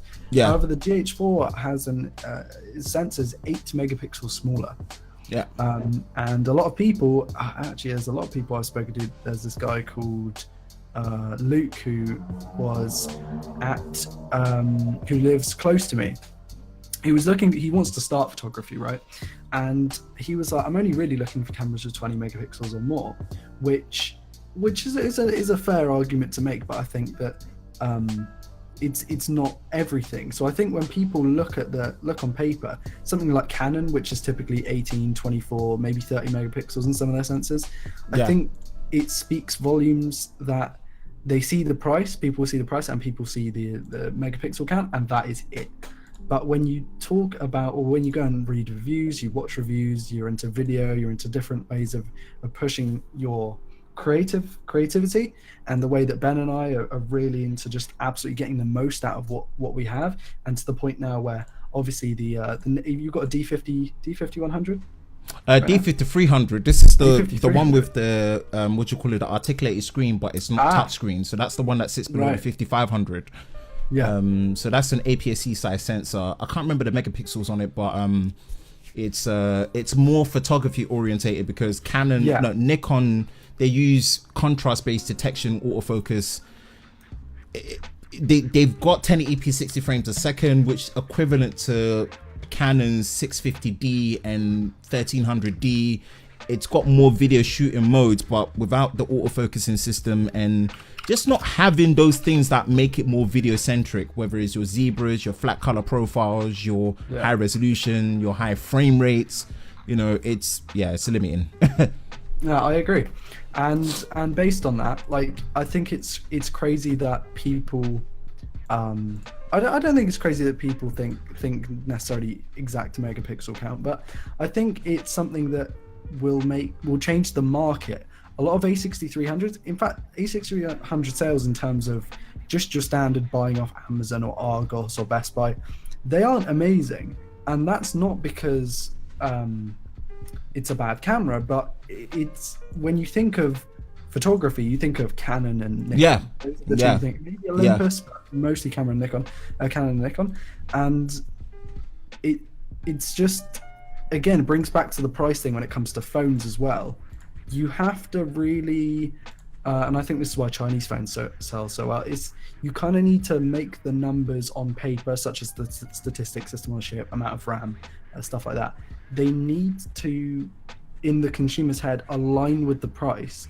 Yeah. And when you look at a 12 megapixel camera on a current phone, you think, that's not going to be as good as a 20 megapixel camera in this Motorola or this Huawei. Or Yeah. When in actual fact, there's a lot more that goes into it, and that's why these phones sell millions of units, because on paper the two match up perfectly. 100% agree. So that is one thing I really wanted to really hit on in terms of my major topic about price. I've got something else, but did you have something else that you wanted to touch on that you had on your mind in terms of a topic as well? Oh, no, anything else? I think we really hit the nail on the head in terms of price. So I don't think we have. I think before we get into into the next topic, I'm gonna go to the low again because I've had. Cool. I'm gonna fish through. That's cool. I'm gonna fish through some of the comments on my side. Go for it. I'll be back in like 5 minutes again. No problem. So I'm gonna switch to scene 3. See you in a bit, bro. So it's just me for now. So I'm gonna fish through some of the comments on my chat, and I'm gonna jump over to Ryan's chat and see what you guys are saying there as well. So Ambience Lens, so Biz McVal, oh sorry, I got busy with my class assignment. No, thank you for still joining, appreciate it. We're going into 3-hour live stream, man, so we're really stretching it long. Pricing should be done in an average manner so a larger audience gets covered, and that's where Samsung is shining light upon. I don't know about Samsung, but I think OnePlus are. Samsung are really in the high end at the moment, but again, Samsung have a very large phone library, so yeah, I guess that they can reach more people when it comes to things like the A series, the J series phones. So yeah, I guess so. How about this thought? We all want innovation and new and great tech, right? Doesn't enabling in this price wars limit the manufacturer's funds that could be based to develop a tech? Just a thought. Yeah, 100%. This is, again, go check Ryan, who I'm actually doing the live collaboration with today from LoverOfTech. Go check his channel where he actually said £1,000 smartphone is actually a bargain, or could be classed as a bargain.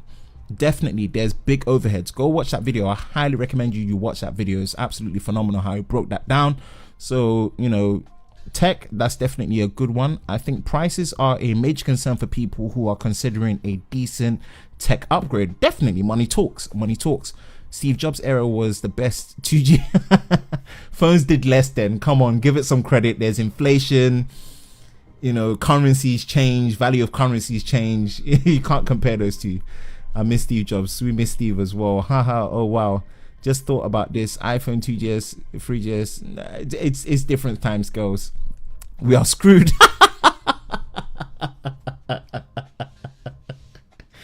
There's worse things, man. There's worse things. It's not all that bad. There's worse things. I promise you. There's worse things. Wow, nice tech. Didn't notice that. Do you ever think of reviewing mid-range? I will try and review whatever I can get my hands on. I'm a small tech YouTuber. I don't have that much level access. Whatever I can get access on to review, I will review it. So if it's mid-range, if it's high-end, whatever I can do.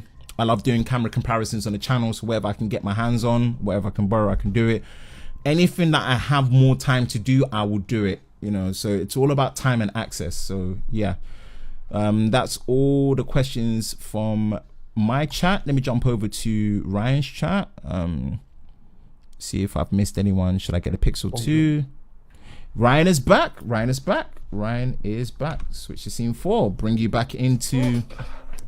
So I've answered all the questions on my chat. See if there's anything on your chat that needs to be answered, because that's again one thing that we want to make sure that we do. Community engagement is key to the Tech and Chill Show Unplugged. So I'll see what questions are coming through. Raiden has just said, what do you think about modern budget phones versus old flagships? If you know me, old flagships, they're just, it's so easy to pick the budget stuff because it's shiny and it's new and it might not have any dings in it and battery is brand new, but yeah, absolutely old flagships that are in the same price range as newer budget phones. And I'm not going to pronounce your name, but who has just told me about the Note 4 review. The Note 4 review is coming soon, because I'm in the middle of switching camera stuff. Yeah. I'm not going to half shoot all of it on the. I'm not going to half shoot it on the GH4, half shoot it on the Sony A6300. I'm just going to wait for the camera to come through, which shouldn't be. Maybe the review will come like Friday of next week. So yeah. I mean, it will just be easier for your workflow as well in terms of just matching footage. So yeah. It's crazy, but the color science between Panasonic and Sony is just completely different. Oh yeah. Where Sony shines is just absolute sharpness, detail, low light performance, and dynamic range. People criticize their color science, but just spend a bit of time and just learn how to grade on a basic level and apply a lot, not too aggressively, and it will just change the mood. So if you watch people like Ash Taylor, Sam Beckman, and also Brandon Havard, they are big testament to doing that, especially Ash Taylor. I love his stuff. I watch his stuff all the time, and big testament to that. What's his the bigger ones are like Jay's 2 Cents. Jonathan Morrison for a while shot Sony. Johnny's a good friend of mine as well. Yeah, he's also I think he's ditched Red. I think he's using Ari Alexis now, from what I know. Really? Yeah, I think he's ditched Red. I think he's using Ari Alexis now. Mr. Mobile. Yes, Mr. Mobile uses Sony stuff now as well. Yeah, he's using an A7S, and he just wanted it more because he actually shoots 1080p 60 frames per second. I know. He doesn't actually shoot 24 or 30 frames a second, but he just wanted it for the full frame look because his environments are very tight, so he just wants the correct focal lengths, which is another thing that we were talking about in terms of adapting to full frame lenses, even with the A6300 before we jump to the A7 III later on down the line. So yeah, many things to consider. I was doing the calculations with this company called Viltrox, who make my field monitor, and they said I know about Viltrox. Yeah, they make no, I know you know about it, Ben. I was talking to the audience, but sorry. Audience. No, I know you're clued up in this stuff, man. So anyway, so they make speed boosters as well. They're not quite as well made as Metabones, right, but they're so much cheaper, and that's probably what I'm going to be switching to. Viltrox, the same thing as Metabones, only it's like a quarter of the price or something, so I'm going to give that a go. But because the sensors on the A6300s are 1.5 times crop versus 2 times crop on the Micro Four Thirds mount, when you apply even a cheap 0.71 speed booster, such as the Viltrox one, which can be had for like £100, the 18mm comes out as 19mm, so very close. It's like a 1.1 crop. It's tiny, and then the 35mm comes out as a 37. So like very, very much, like it's just a ridiculously small difference. So when you switch over to full frame, which I'm sure we will do in the future, it's not gonna be a huge difference because we've had that speed booster on the From when Sony did that with the A7 III at that price point, full frame is now so much more accessible. And again, to have a cinema camera like the Zcam E2, a cinema camera is so much more accessible now because that £2,000 threshold is just being challenged so well. It's just been challenged so well now. So I'm excited. I'm more. Full frame looked like something that was so far ahead. It's just not anymore. It's like, 100%. So. It's the advantage of a mirrorless camera compared to a digital single lens reflux mirrorless, mirror design that you get in these DSLR cameras. So, the future's good. The future's good for stuff like that, man. I can't wait. I cannot wait. You'll be seeing some IRL collaborations at some point. At some point in the future, we will meet up. And the best bit is we can share, as long as we've got the same settings, we can share footage and it will look perfect. It will look ace. That is definitely happening. That's not even like an if or maybe. That is definitely happening. It's happening. You know, like all my buddies in UK that I want to really get that together with. You've got, you know, Darren Gadget Devo. You've got, you know, official Mr. Dave West. You've got LoverOfTech, Mr. Roger Michael. You've got you. We're all based in UK, you know, and I definitely want to make something like that happen, man. For sure. Bring the UK team together and make that happen without a shadow of a doubt. Yeah. Have you got another topic to cover? Yeah, 100%. We've got. I didn't write any of mine down, but I have. I've got one. So, where are all the quick charge 4.0 chargers? Qualcomm. Please. Because I wanted to touch on this and kind of, this was probably going to be a quick fire one, and this might actually round up and close up the stream, which is not a bad thing. We've been going for 3 hours and 3 hours strong almost, and I'm really happy with that for our first collaboration. You guys as an audience from both channels have been absolutely phenomenally great. We really appreciate every single one of you, your questions, your engagement. It's really just fueled this collaboration to, as much as it's getting to 3 hours, to me it feels like 5 minutes. It really does feel like 5 minutes. I'm still gonna push until we can make the stream as long as possible. So I'm gonna be fighting Ben and being like, mate, we're gonna take this to like 6 I'm game. hours. Listen, I'm game. I'm game. Most live streams are meant to finish in an hour and a half tops. We've broken that, so I'm game. I already mentally budgeted, so I don't know if you're ready. I'm ready. Like, I don't know. I've got my beautiful assistant Katie making me some food. I'm solo. I'm Han Solo right here, you know. I'm Han Solo right here, so I'm going, man. I'm going. No breaks, no breaks. I'm in beast mode right now. So yeah. Where are the quick charge 4.0 chargers? Now, let me see if I can actually bring up a quick charge 4.0 specs. Let me see if I can bring up the specification, because they were saying something like 15 minutes charge gives you half of your battery. Right. Let's see where quick charge 4. I don't know if I can actually find the specifications for it. Features.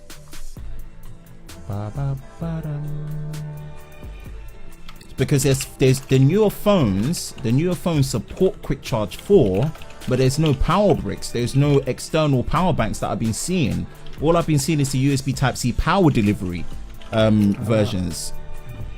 Do they not come in the boxes with the No. So I'll give you an example. This is why I'm bringing this up.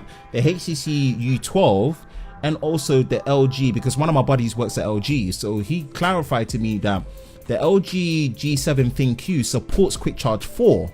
Right, but they just don't supply it with a quick charge 4 power brick. They supply it with a quick charge 3 power brick. Now, if you know anything about the quick charge 3 specification over the quick charge 2, the speed difference isn't really much. There's not much of a speed in terms of increase in quicker recharge time with quick charge 3. What you're getting is better heat efficiency and better efficiency, right? They're managing the heat dissipation a lot better. Compared to quick charge 2, the efficiency is a lot better, which is obviously going to help in terms of making sure that the components, like you said, they don't damage as quickly over time, right? You know, so that's what. But quick charge 4 is really meant to close the gap and make it much more open as a standard in terms of the open licensing, and it's really meant to go toe to toe with Huawei supercharging and Oppo's Huawei supercharging and OnePlus's dash charging, you know. So I can't remember where it is.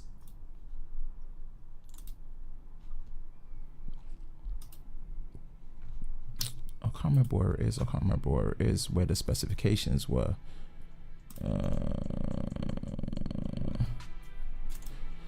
Oh, I'm so baffed. Is this what one of the printouts is? Quick charge for 5 minutes, 5 hours. Qualcomm had a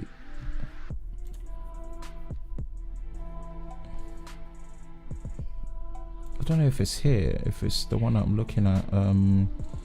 Qualcomm's, yeah, I'm not even seeing it. GSM Arena. Everything you need to know about quick charge 4. No. But yeah, I'm gonna bring it back and basically say where are all the quick charge for, and the reason why I'm saying that is I've got my RAV power. This is a beast, 20,000 milliamps, quick charge 3.0. Then you've got the smart IQ charging where it just regulates the power correctly to all other chargers or devices that are not quick charging, and will charge it as quickly as possible. I use that to charge my iPhone 10 and it charges it much quicker than the standard plug that comes with it, and it regulates it well. You've got USB Type-C, which is also for power in to recharge the device as well as power out. So newer devices like your MacBook Pros, this can actually charge it over USB Type-C, which is clutch. And you've got the micro USB to be able to recharge the device as well. So it's great in terms of that versatility, and it supports quick charge free, which is such a godsend, you know. But where quick charge 2 was such a big step over original slow charging and quick charge 1, quick charge 4 is meant to be bringing that same level of innovation, but on an open standard, because obviously the chipsets support it, the circuitries also support it. But I don't get what Qualcomm are doing in terms of, again, executing these products to have these power bricks, because I think this is something that will really close the gap in users being able to use their batteries and their phones for longer in more situations, and also just competing against what Huawei and Oppo and OnePlus are doing, you know. So my question is, like, where are the quick charge 4.0 chargers? And it's annoying because these phones, man, when you really hammer them, they suffer in terms of like your screen on time, their usability. And I really want to be seeing Qualcomm really pushing these. I think this, so that's kind of like, you know, what I wanted to kind of bring up, and what are your thoughts on it? Because again, you did a great topic on that. I think that with I'm not a huge user of quick charge. I tend to, because I carry two phones, one of them is usually charging whilst the other one is being used. But I think that with Qualcomm and their quick charge 4.0, I think it's very controversial, and for me it's something I can explicitly say I hate, that they're not releasing the phones with the chargers in the box. It kind of makes a big it's kind of like, you know, when the iPhone could do quick charge, but they never sold the cable. You had to buy that separately. And there were a lot of arguments on Android side saying, like, why is this not a thing? That's stupid. And they were almost laughing at it. And I think it's a similar situation with this, where you have that capability and it is possible, but they're not being sold. Maybe it's because they don't have the supply, or they're just they haven't gone through that, you know, because obviously when you use power devices, there is a lot of rigorous testing that has to go through, and a lot of certifications that have to be passed.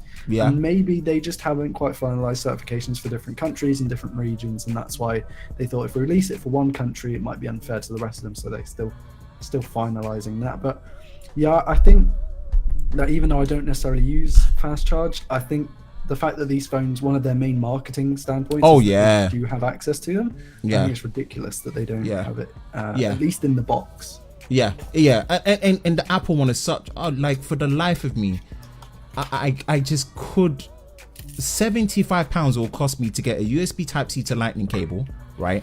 And then if I don't have a newer generation MacBook, I can't use that charger. I have to spend money on a 29 watt USB Type-C fast charging power brick. All in all, £75 after paying starting price 1G for that phone. No, Apple. Yes, I'm grateful for my power brick my power bank being able to do that.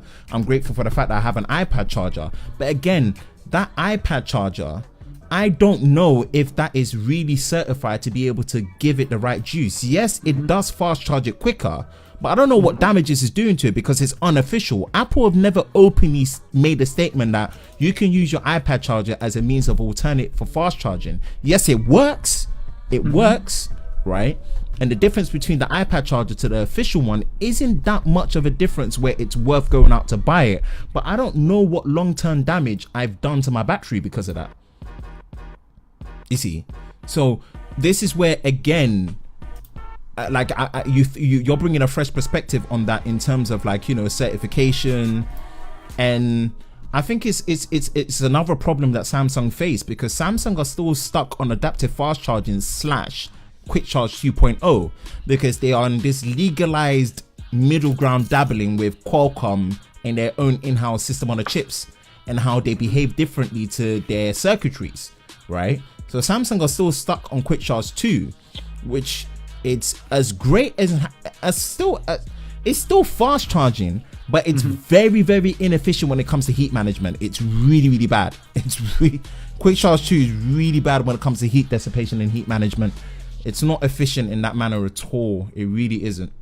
It really, really isn't. So I think that, yeah, it's definitely something that needs to be addressed, but I don't think there's much we can do about it. And ironically enough, I don't think it's much that the companies can do about it until they have that cohesion between the off-brand chips and then the in-house chips, and then also the certifications. If that is something that needs to happen, like it's having all of that happen at once.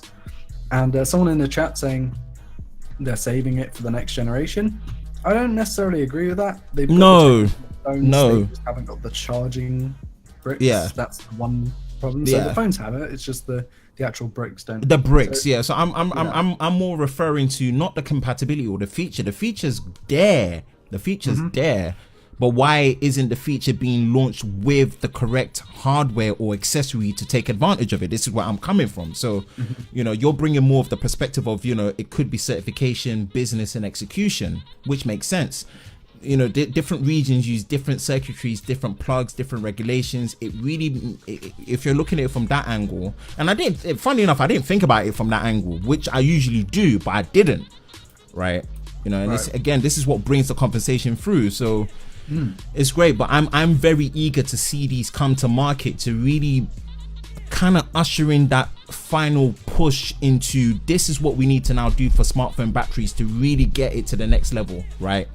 Where you have the 5 days of genuine battery life, like genuine usage. 5 days. We need to get to that point where it's like we need to aim for that, So no, I totally agree with that. Yeah, this is why I wanted to kind of bring a short topic of where are the quick charge 4.0 chargers. So there are other topics that I have, but I want to kind of save them for another occasion. And I'm just trying to think. I had a bunch, but I haven't like I said before, I haven't written them down.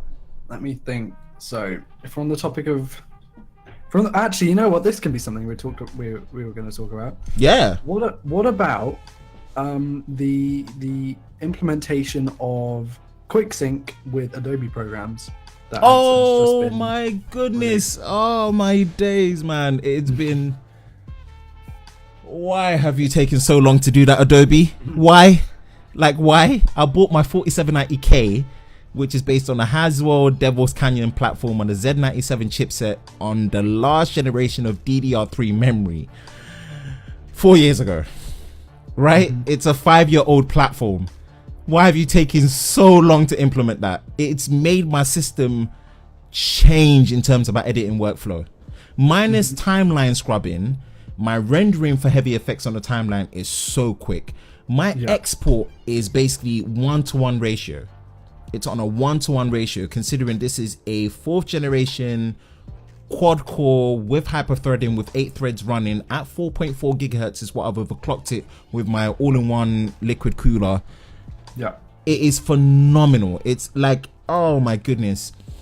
It really, really shows how useful and how powerful that onboard integrated iGPU graphics accelerator is on there. It's very efficient for that. And if you consider the fact that for all how powerful CUDA acceleration is on my GTX 1080, for my integrated graphics to be able to do that and offload such a big task with basically no degradation or minimal reduction loss in video output, final video output quality, oh man, it's like I was considering getting Ryzen for the core counts to frequency to price performance balance, but I just won't have the benefit to get Ryzen anymore. You know, there's no point. I don't think for me, there's no point. There's no point, and it's not because I'm a heavy gamer. I'm not that much of a heavy gamer, but man, Adobe. And what fascinates me is they made it such a silent discussion. It was like the least talked about thing about their major upgrade. But it's such like time, the value in time that I'm gonna save to be able to get all of that time back in final export. If I had a 6-core 12 thread, or Cannon Lake, supposedly Cannon Lake is gonna have 8 cores and 16 threads for their mainstream now, rather than their enthusiast brand, right? Imagine being it's gonna be crazy in terms of like true megatasking and true multitasking with high cores, with efficiency and high clock speeds. You'll be able to actually get like a really high bit export, right? A final high bit export, high bit rate, export in 4K, right? In a 1:2 ratio time, half the time of what the actual oh, I'm actually out again. Pause.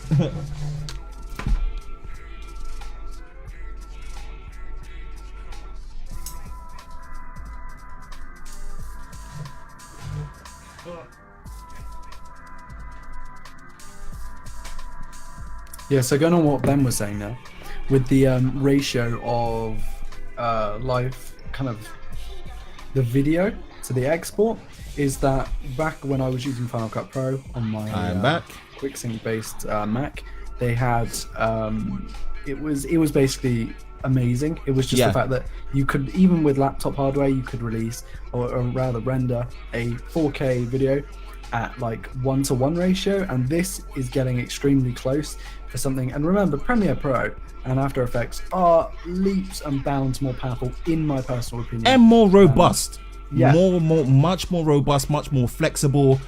You know, not to interrupt you, but you know, you've got Adobe Collaboration where we can remotely collaborate and edit on the same timeline. You know, for businesses and group projects, that kind of networking and remote working is absolutely phenomenal for Adobe. You know, so yeah. It's made my system like feel like a whole new system again. Honestly, it makes me dread. You know, I still have to work in a proxy workflow just for better timeline scrubbing, which is another thing that I advise you to do when you're shooting in 4K. Yeah, definitely, man. Just go to Cineform, GoPro Cineform 720p. Let it transcode using Adobe Media Encoder. It will still, you won't lose the final output quality. It will just make the scrubbing so much easier because it will mimic 720p footage. But then when you're doing your final color grade, turn on full resolution, and then your final export, it will just export with the original high resolution files. You know, so, you know, mine is still working in proxies, like heavy effects timeline, object tracking, and the final export. Oh, man. The implementation of that QuickSync video encoding and transcoding it's been amazing. It's been amazing for Adobe Premiere. And it's a step in the right direction because I'm more optimistic to how they're going to make that even better. And if they can close the gap and pretty much get it within a margin of 10 to 20% to even 30%, or let's just say 10 to 20% to what Final Cut can do, I think Final Cut's in trouble, in my opinion. Yep. No, I think that's right. But also you got to remember that so the majority of professionals, and I don't mean us. We are maybe prosumers. Yeah, prosumers. Maybe beginner professionals, kind of in that prosumer. We might use a like i7 and i9 based systems, but professionals are using Xeons, and they're using multiple Xeons per system. Some might have the 18, 20 cores per CPU, so 40 cores total. A lot of professionals are using that. And and I have to say, because I'm a Xeon user, we are missing out on this QuickSync stuff. Big time. GPU. I think that for the prosumers and for the YouTubers, Final Cut is in trouble. But I think for the professionals, or for the professional system users, they need that. I think there's still going to be a larger need for Premiere Pro, because there's not how do I put this? Even if you have Final Cut on one of these systems, it uses QuickSync as well. So on the prosumer stuff, it doesn't really make much sense to use Final Cut anyway. So I don't think it's going to change. But for the prosumer stuff, like the core IO based stuff, yes, I think that is going to make a huge difference. Oh, it's automatically, when I look at proportion of what I use my computer, my base unit and my workstation for, it has made me change my mind on me having to purchase a Ryzen based desktop, even though the value to performance proposition, especially with their second generation refresh going into their Navy or their Navi 7th, their third generation 7nm process, I can't see, unless Adobe are going to give them the same kind of level of treatment where they're integrated graphics with Vega or Polaris or whatever they're gonna call it, integrated, gets that same level of love, right? I can't see myself buying that, because the time that I'm gonna get back for my editing workflow, being able to especially maintain working easier in 4K, which is what I want to do, especially when formats like H.265 is being able to use better compression and have half the storage taken up, right, and still being able to benefit from the quality that you're going to get from it, right? I want that. You know, when we get into those higher formats of shooting ProRes raw, and being able to benefit from those things, and I know that my hardware will be able to pull me through, that is already influenced my buying decision. You know, the value proposition of Intel, though they've been slated a lot rightfully for just being kind of like stagnant until Ryzen came and really gave them a kick up their backside, they've now brought their value proposition back into the game, you see. So yeah, 100%. I think it's 100%. Just it's leapfrogging each other at this stage. Yeah. Oh, that's a good term. I like that, leapfrogging. How has the live stream been? I think this live stream has gone phenomenally well. Like, yeah, man.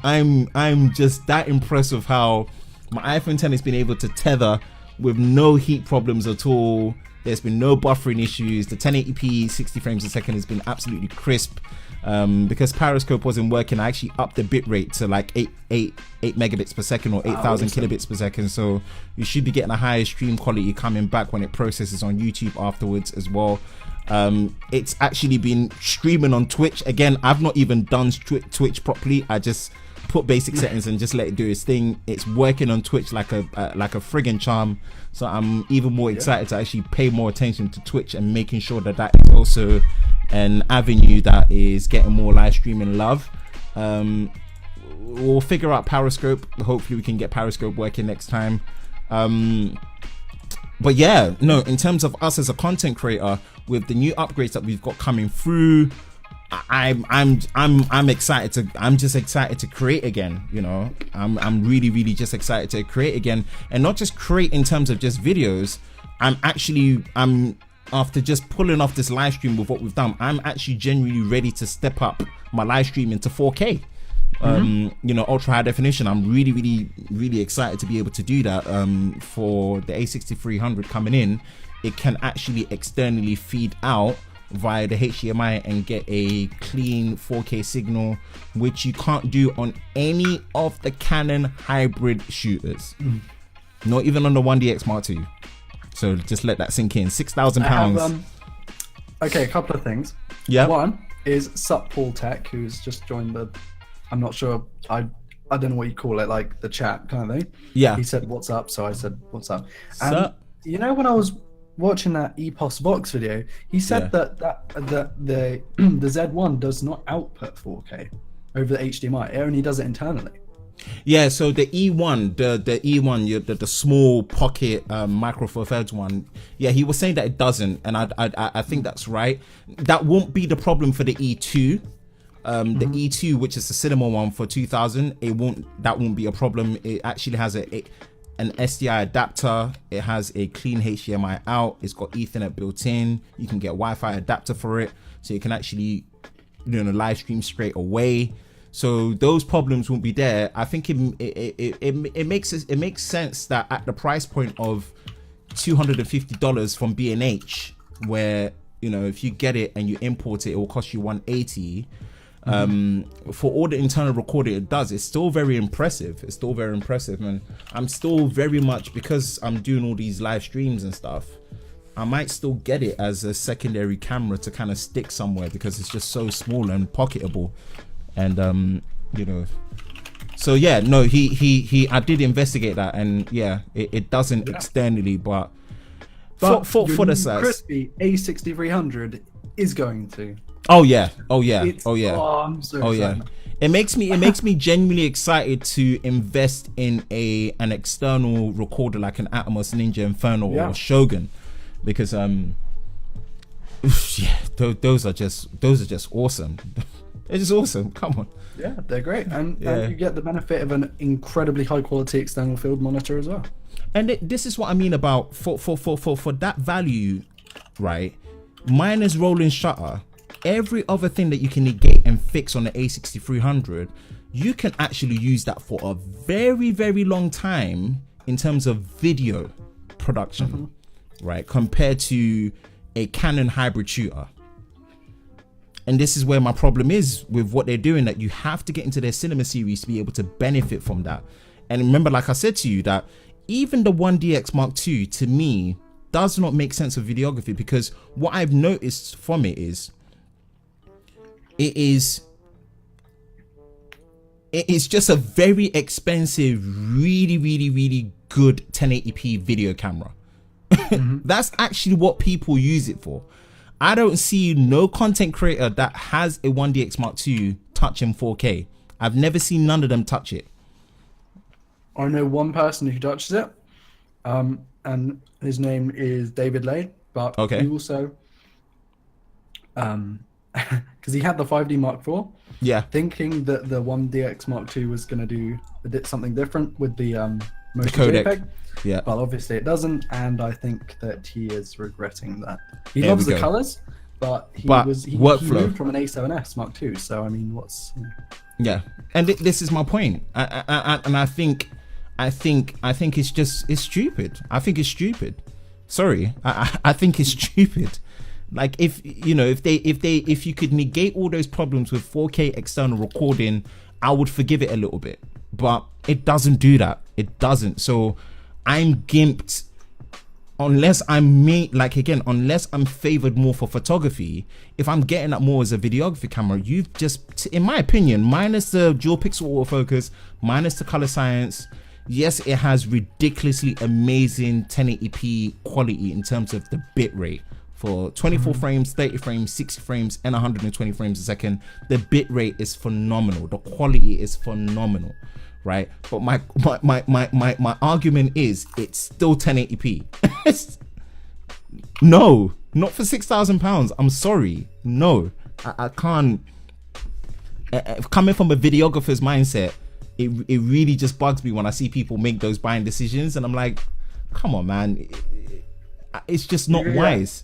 You could get an FS7 or an A9 or a C200 cheaper. Yeah. And when people do that, I'm just like, it's just not a good buying decision unless you're predominantly shifting your workflow to photography. Then, for photography, come on, man, that 1DX Mark II is a beast. It's an absolute beast. We'll probably still take an A9 over a 1DX Mark II. Oh yeah, for me, as hybrid shooters, I just think in my eyes, yes, colors is nice, but I prefer working with something that's going to give me better dynamic range. Even if I'm going to work a bit more to get the color to where I like, I'll rather have the better dynamic range, the details, the better video features. That's where I sit, and it's not just mentally to justify my purchase of an A6300. I'm just thinking, yes, out of the box, the colors are going to be great, and the skin tones are great, which is very important, but then I don't have any more room to work with because I don't have a genuine flat picture profile like C-Log to work with. That's where it's like I'm limited. Fine, okay, out of the box is great, but I'm limited. So that's kind of like my standing on it.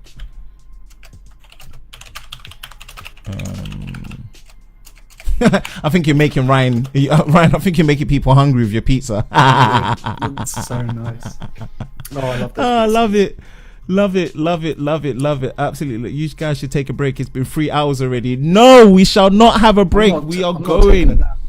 I'm going to be like 2, 3 o'clock in the morning. I don't care. Ben could be sleeping. My days. Oh my days. Oh my days. Oh my days. Oh my days. Oh man, this has been phenomenal. This has been absolutely phenomenal.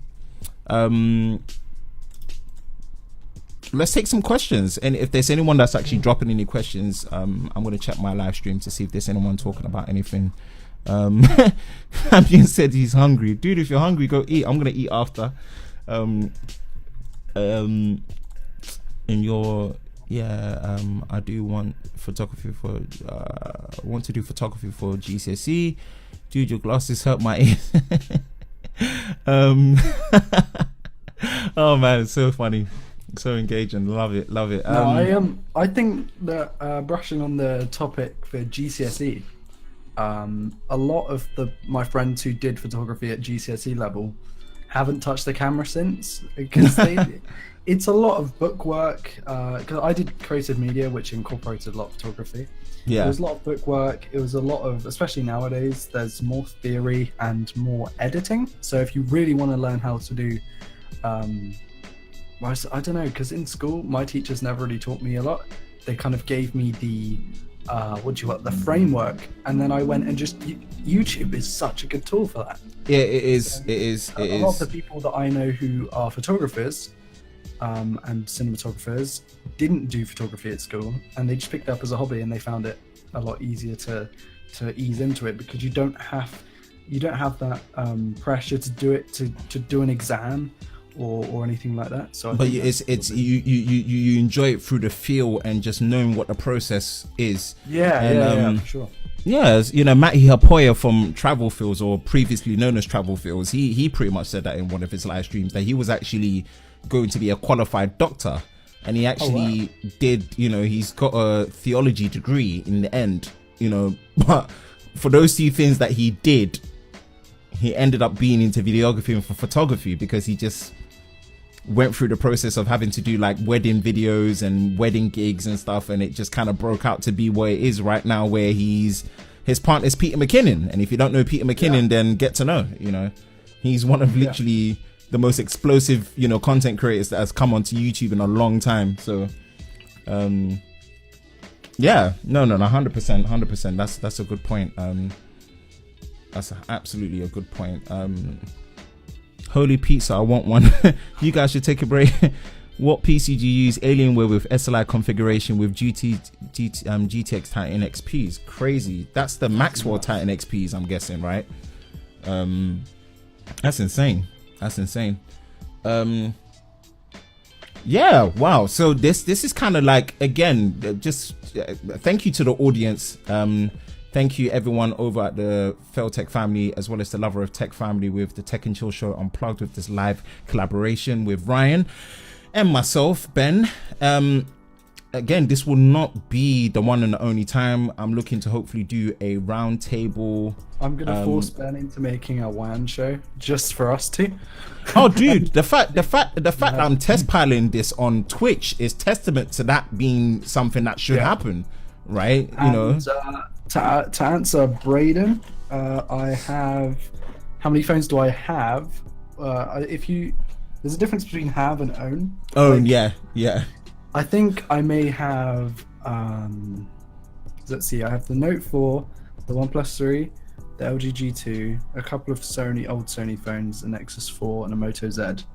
And out of all of those, the only fully functioning phone is the Note 4. So, yeah. That's a good answer. That's an absolute good answer.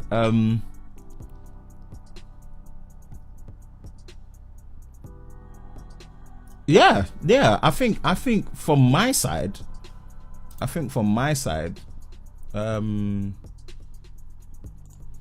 that is pretty much everything, Now pretty much everything. We've got a lot more topics to talk about, I swear. Right. Bring it. Let's do it. Okay, so I will title them. Actually, I'm going to write these down so I don't forget, because that's where the majority of my content for this live stream has gone out the window because I've thought about it and then just completely forgotten it. So let me write these down so that we don't give away any spoilers, and then I will send them over to you. But for now, I suppose we could talk about the one thing I really wanted to talk about is how many of the audience use wireless charging. Oh, nice. Not my actual friends, none of the friends that I hang out with, my close friends, let's say, and close family, none of them use wireless charging. And a lot of my friends have Note 8s, iPhone 10s, iPhone 8, you know, all of these wireless charging activated phones, but they just don't use wireless charging. So I wonder if anyone, like, do you use wireless charging, Ben, or is it just fast charging? No. So this is the strange thing about my situation right now. 3 of the 4 devices that I own, the S9 Plus, the iPhone 10, and the Note 8 have wireless charging. The Pixel 2 doesn't, right? I don't have a wireless charger at home, right? Right. But I use wireless charging. And that's because more of the places that I go to that I work remotely have wireless chargers. So I find myself conveniently and subconsciously using it when I go to McDonald's, when I go to a phone shop, when I go to one of the offices, or when I go to a Starbucks and I'm working there remotely or something. I found more of the places that I go to living in central London when I'm on my daily commute out of work have wireless charging built into their furniture. So I'm finding that more of a benefit, not for when I'm home, because at home I don't have a wireless charger, but I have it when I'm going around in my day-to-day. It might not be the case for most people, but I'm finding it to be more of like, I'm just noticing it in more places where once I'm there, I just don't think, I just put my phone down and I realize that, oh crap, it's wireless charging. And before I know it, I've got an extra 5% to 10% battery within that time that I'm there. Right? That is really cool. Especially what I've noticed is they are installing the fast wireless chargers that work on the Galaxy Note 8, the Galaxy phones, the fast versions. You know, so they benefit from inductive charging a lot quicker. Again, not having wireless charging, I don't think is a glaring omission. 2, I don't think is a deal breaker. But again, for me, and I think Samsung really were the ones that pushed this progression really well from when it went to glass back, because the minute when they went to the glass back design on the S6, they put wireless charging in there. So immediately they started pioneering. Yes, there isn't a rule book for if you use a glass back, you should use wireless charging. There isn't a rule book for that, but at the end of the day, there is more function out of that particular form, which has a very high fragility, very, very scratch prone, especially with Gorilla Glass 5, and it can just crack. The crackability is very high, you know. So I will forgive it more if I'm getting something that will help the usability of the phone go further, especially when it's coming through something like battery. That's giving my phone more endurance to be able to use it throughout the day. That's a win. Yes, not a deal breaker, but that is a win, you know. So that's my standing on my use case for wireless charging, which is quite interesting. You know, you would think that it should be for home, but it's actually on my lifestyle around when I'm, you know, doing my daily commutes and stuff.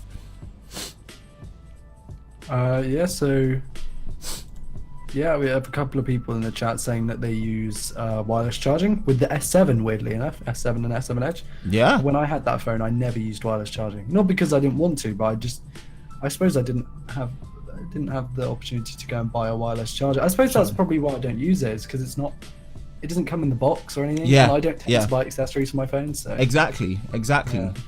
So I'm in the same boat, but this is where I'm.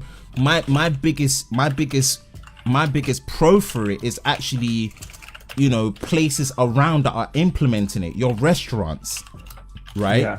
Your retailers that are implementing it more. I'm seeing that more of a plus. Right, you know, I saw at a Vodafone store where, imagine a customer's there through a contract transaction that can take between anywhere from 15 minutes to an hour.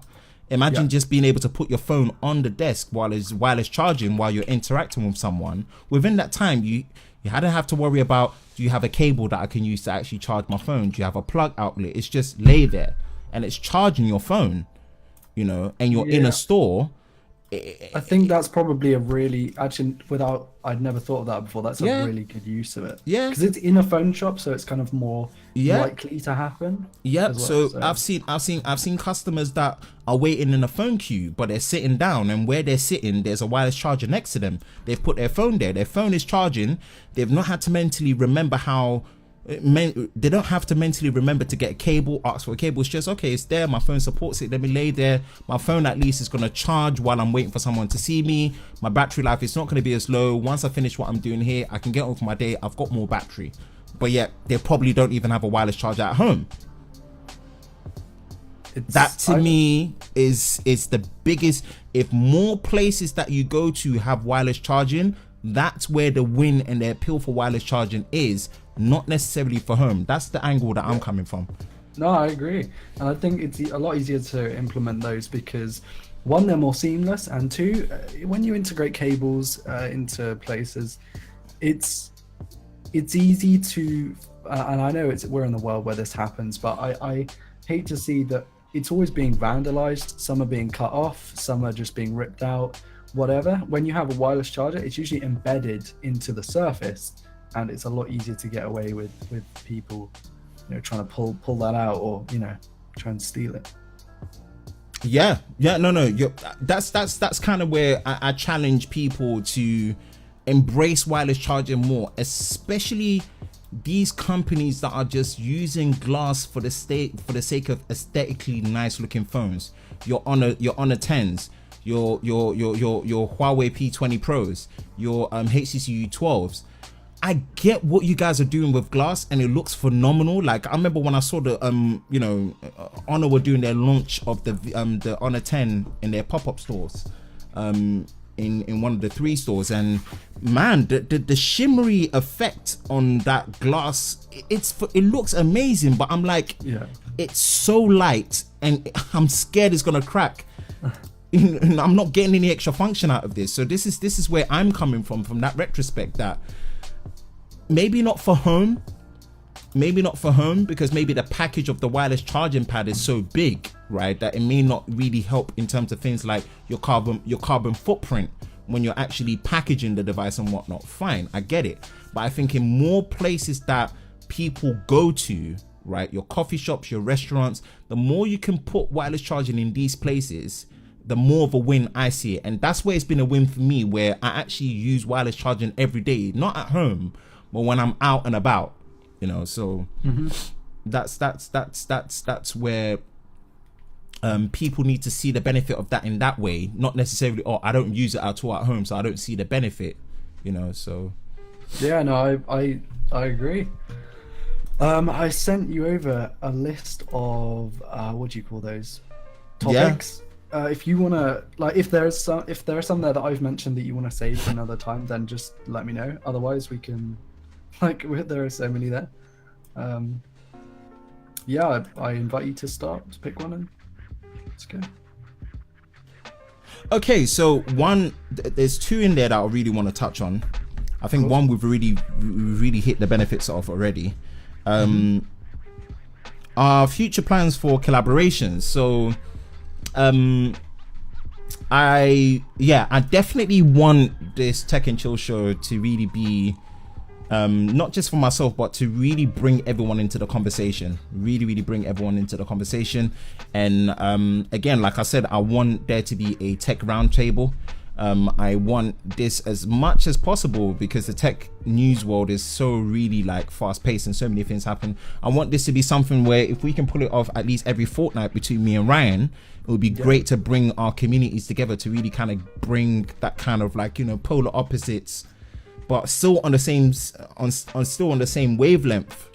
What you call a kind of conversation between people to bring that perspective, whether it's sharing the reasons why wireless charging is beneficial, even if you've never used it before, and what could possibly change your mind to use it. All these things really help to educate each other on the benefits of these things, right? And also, I irrespective of the fact that he's in further down south to where I am on the national scale of geographics in UK, we funny enough have done the same upgrade in terms of camera gear we are pretty much in the same mindset in terms of, you know, content creation progression and what we want to do to improve what we want to actually bring to you guys and what we want to present.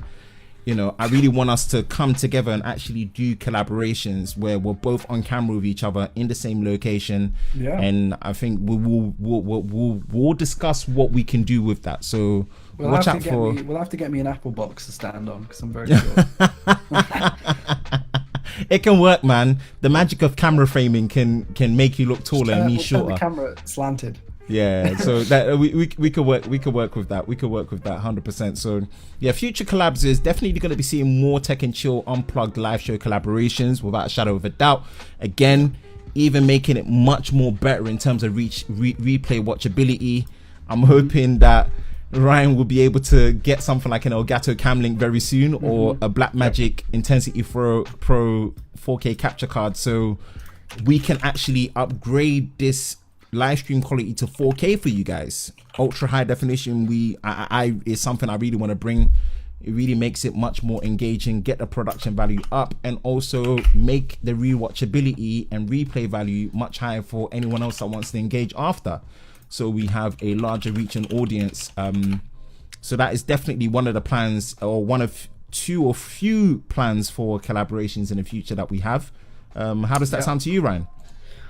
I'm absolutely down for as many collabs as possible. I think the problem with small tech YouTubers, and specific, I mean, tech YouTubers more of a degree than gaming YouTubers, and I think specifically British YouTubers in the tech scene, is that without because I don't think I've really mentioned any names. Now, I'm not targeting anyone. I'm just thinking in general, and it's a generalization. But I think that there's a lot of my channel, I'm doing better than you. Oh yeah, there is. And without being mean to anyone, I think that's probably why we don't see a lot more collaborations in the small tech scene. Oh yeah. But people are stingy with their follows. I think that's ridiculous. Because I think even though that you might not see an incredible advantage in terms of maybe viewership or short-term gain, having that connection and that network is something that is absolutely invaluable. In terms of growing a channel, and also just in terms of experience. Ben might have something like, for example, his smartphone testing, especially with his cameras. I don't have that level of detail in my knowledge base, let alone in my videos. So it's something that we can bounce off each other. And again, you're not wrong at all. You're absolutely not wrong at all. And that is one benchmark that I set for myself. Oh, I think the stream has cut for some reason. Why? Are we back? Please tell me we're back. Yeah, I think so. We should be back. Yeah. Oh dear. Sorry, did I cut off there? No. I think the bitrate just spiked up randomly. Let me just drop it. We should be back. Sorry if there was a slight pause, but considering it's almost a 4-hour stream, it's done really well. Yeah, that's not bad for continuous. For continuous tethering over 4G LTE, that's done really well. This is our first glitch. Oh no, dude, that is a legit thing. I've seen it, and if you ever check any of my previous tweets, I'm very vocal about it. I've sometimes unfollowed certain people that you clearly see how they behave, where it's like they are acting more than what they are, and I'm like, come on, man. It just exposes your agenda as a person, and it's not a good look. I get the mindset that you're trying to pull, but it's just not the way forward. And sometimes even me myself, it might bite me in the back, but there's some of my subscribers that follow me on Twitter that sometimes I'll follow them back because I can see that genuinely they're just being genuine in their engagement. They're not content creators. They are not content creators. They're not. But it's just they don't spam, but they just regularly bring a conversation forward that makes me think different, and they challenge me positively, and I'm like, wow, I appreciate that. That means you might be someone that actually tweets and says stuff that might be useful to me. I will actually follow you, you know. So yeah, for sure. I know, and that is something I definitely, even when the birth of the Tech and Chill show came out of accident, right, I was very open about it, where I made it clear, like, look, I'm hoping to get people in this conversation. I don't want it to just be about me, you know. I don't you know, as interesting as I can make live streams with you guys, I think it will be better to bring someone else in with a different perspective to share that conversation, you know. So yeah, no, I made it very clear. I said to you, like, it may sound like I have a chip on my shoulder, but it's the thing I really want to break and make a difference with the tech YouTube scene for UK, 100%. Yeah. So we're again on the same page on that. We're absolutely on the same page on that, and we in terms of the, you know, collab together, having the same gear, kind of ties into one of the things that you said, is both of us moving into the Sony a6300 and the Alpha series is just it's going to allow us to stretch ourselves in terms of our creativity with the footage that we can create, right? That's the part that I'm looking forward to the most. You know, it's gonna increase how we understand our workflow with videography, and it's also going to make it very easy for us to collaborate, because we're going to have the same equipment. We're going to be able to sample the same footage and be able to edit together and have that same principle that is going to help with our review and our storytelling, you know. So definitely the upgrades to, you know, the A6300 having cinematography features in such a cheap small package, you know, is so much more beneficial than kind of almost going the easy route, or going the easy route with caving into what Canon and Nikon are doing with their robust lens selection and kind of just what they're doing there. I think as a videographer, it limits your creativity going that route, you know, which I'm really excited. I think one of the coolest things that I personally found about the use of a speed booster with the APS-C sensors in the A6300, which you don't get in any of like the 70D, the 80D, anything like that, is that you can't use speed boosters on that. I mean, it's very rare to find speed boosters that will convert other lenses, and if you're using a Canon camera, you have to speed boost Nikon or Sony lenses, which means you're out of that Canon race for lenses. And then when on the A63, yo, what's happening? I think your thingy froze for a minute, so I had to kind of like reconnect you. But I think you're back to moving. Yeah. Does it seem alright? Yeah, you look good. Cool. We've had to get to like 4 hours almost to get glitches, so I'm happy. I know, right? It's mental. Sorry. So yeah, with the speed boosters. Essentially, you're as we mentioned earlier, the difference is very close to full frame in terms of the field of view. So even with an APS-C sensor. Oh yeah. This is the benefit of. Also, although I genuinely didn't have a problem with the Micro Four Thirds sensor. For me, it was just. It seemed like everyone kept selling you this thing of, if you want good autofocus for video, you have to go Canon. But I'm like, I get that, and it's not wrong, but then you're telling me to step down for my visual quality and my video usability of not having ultra high definition anymore. I think that's a step back. I think that is a step back. There has to be a middle ground, and this is where Sony, for me, just are killing it in that retrospect. And to me, the benefit of the APS-C size sensor as well was a bonus, was a benefit. Just being able to just, you know, do the focal length reduction and actually just increase the focal length and have more stops of dynamic range and have the bigger field of view as well. Oh yeah, I'm seeing even before we even move up to something like an A7 III, I can potentially, minus the roll and shutter problem, A6300 can be a very, very, very, very long investment. Yeah. You know, for video, for what we can actually content create, you know, which I'm more excited for. even I'm more excited for the fact that I don't think I would sell my A6300 unless something really went wrong with it. If I upgrade, I would actually have it as my B camera. Yeah, because I know that the footage that I'm being able to get matches to whatever the A7 III would be, or even, whatever the replacement. It will have that same principle science where I'll be able to match it to that. So it will be an excellent B cam compared to my A cam, upgrade, which will be a genuine full frame, hybrid shooter, that would give me the amazing video features. So I'm more excited for that upgrade path, where I probably even wouldn't want to sell the A6300 personally. Got you. So that's the angle that I'm coming from, to answer one of the things that you said there. Yeah. I had a question in the chat. Blue Dodgerino is asking if you, Ben, have ever used ROMs on your phones. Nope, never touched ROMs. I was not brave enough to do so, and I was an original Nexus 4 and a Nexus 5 user. Never touched ROMs. Never ever touched ROMs. I did custom launchers, and then I just got bored naturally, not because they're not useful. I just got bored, and I just felt like it was just better to judge a phone on the out-of-box experience that the manufacturer intends for you to use it, and then you judge on how good it is.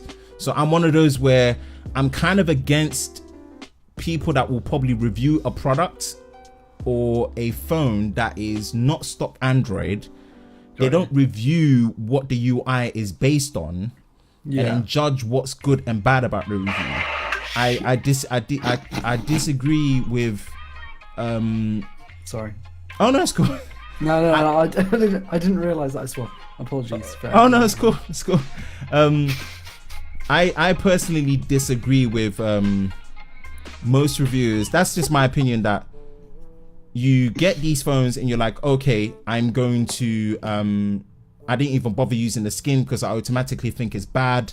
I'm just gonna put Nova on it. I'm like, but come on, like, why not just review what skin is on there and say what's bad, say what's good, and just let people know. Even if it's not an in-depth software review, just say, look, these are some of the benefits. I don't necessarily see them as benefits. I think they are bad, they're gimmicky, whatever. Just let people know, because there might be some parts of it that might be useful to someone, So I was laughing. So okay, so no, it's cool. I'm really sorry. So one of the things that I agree with that is that I think when you're reviewing a brand new phone, you definitely need to do it without a skin, right? You have to, or not without a skin, rather, without a launcher. I think you're right that you have to show it for what it is and for what most people will be expecting. Yeah. And most people aren't going to use a launcher, so like that's just how it is. However, I think it fits well with people who might necessarily get older phones, who are more likely to tamper and mess around with them, because it shows what you can do with your phones. No, that's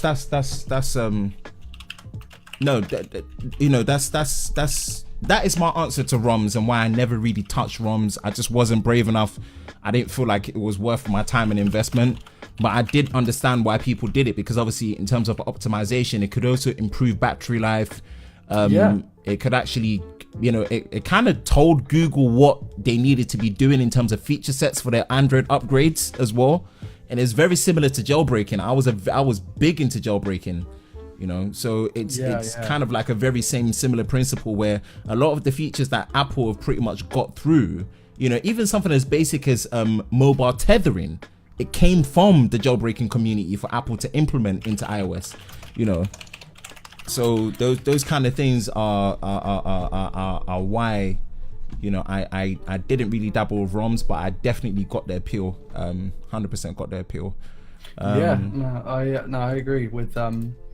I think the problem with custom ROMs as opposed to it is, depending on your phone, it can genuinely brick your phone. Whereas with others, like with the Nexus line, 9 times out of 10 you're going to get a perfect, as long as you do it correctly. Which again, it takes a process. It is a bit of a process to do. It is a bit of a process, and it's very daunting if you haven't done it before. That's the part I just wasn't brave. Yeah, no, honestly, man, there are especially with Samsung. I still haven't done a ROM on Samsung because I'm scared. No. Yeah, that is something that I think with newer phones, it doesn't really make sense to do because modern phones, when they come out of the box, they're optimized anyway.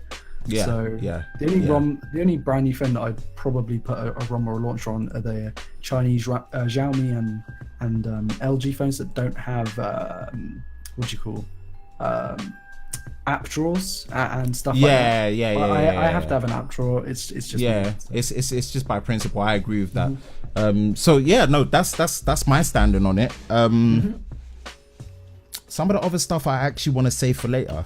I actually do want to save for later. There's the last two topics I want to save for later. I don't want to spoil it. Yeah, sure, wow, 4 hours, guys. This has been sick. This has been nuts. I think for me personally, mine has been a bit hungry. I think for our first live stream collab, this has been absolutely fantastic. There is more topics to come. There is more phone releases to come. There's definitely more things to go and pretty much bring to the table. I actually personally need to work on my Pixel 2 review. I need to actually work on my S9 and S9 Plus review. I'd been longing it out, but I think I need to do them. I just need to do them. I just need to do them. A6300 in house. Oh yeah. And it's funny. One of the things I'm looking forward to my A6300 having it is, I live in such a like my control of lighting is not as good as I would like it because like my environment is not that easy to light up for some reason. So I'm looking forward to the low light performance. It will actually help me in my situation. You know, I'm genuinely looking forward to that, and all the comparisons I've been seeing with all the ISOs that I used to use with my G7 to get good performance in low light. The difference on the Sony in terms of the range I'm going to be able to get and still have usable footage, I'm more excited for that. So I'm really looking forward to those things. I think there are a few things that I'm really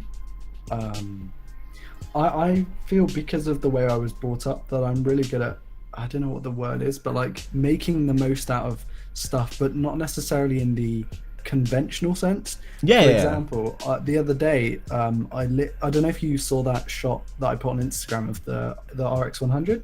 Yeah.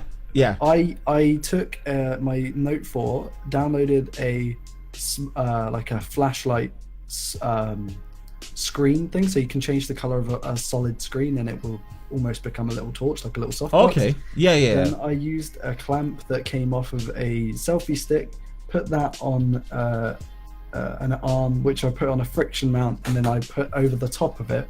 Yeah. And then behind I put a broken TV that would create that dark black, and then over the shiny part I put a black t-shirt. Yeah. Because there was like one small reflection I really wanted to get out of it, so I put the t-shirt on there. And like I looked at that and I was like, if you look at how I set that shot up, it doesn't make any sense. But the final result. Yeah, so I think that's probably what I'm going to be doing a lot more of. Yeah, no, but that's the creativity. It's the creativity. Yeah, I suppose. And then just being able to color it from like a raw state. It's really gonna really aid to like your storytelling and your cinematics and your cinematography, and that's the part that I'm looking forward to explore more and more, because just the people that I like to watch kind of influence that kind of progression in content creating for me. So I'm looking forward to what we can both do with that. 100%. Yeah, 100%. But wow, I think that's it. I think that is honestly it. We've basically touched on a 4-hour first time live collaboration stream. That is awesome. Ryan, thank you so much for this collaboration. There's going to be many more to come, as we discussed in terms of future collaborations. This is just an awesome opportunity, and I just hope more people can see this and get what we're trying to do with the Tech and Chill Show Unplugged, and just bring everyone in the community into this conversation.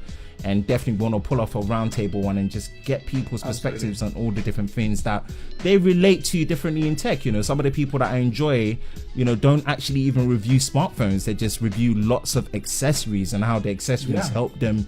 You know, so I want to bring those type of people into the conversation, you know, because we're not really accessories people per se, but actually their perspective on what drives them to talk about accessories and stuff, you know, might actually make us more educated into what we need to actually kind of see, you know, from their perspective. So there's people that I've seen that I'm gonna be reaching out to bring in here.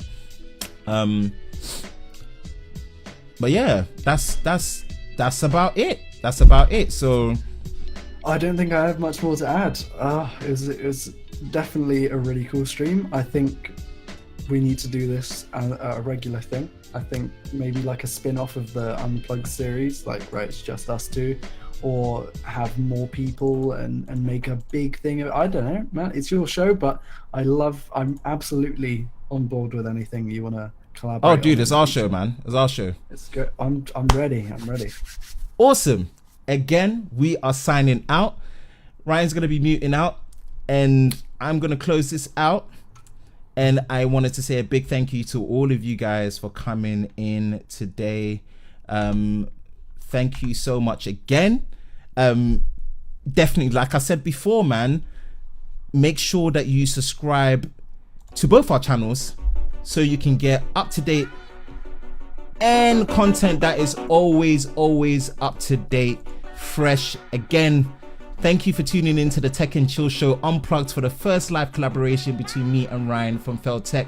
Thank you guys again, really appreciate it. It's been absolutely awesome. Thank you for riding it out with us and the replay crew. Definitely, man, drop a comment, let us know what you thought of the live stream show. You'll be seeing more of this. And again, I'm your host Ben on LoverOfTech channel, signing out, and I will see you next time.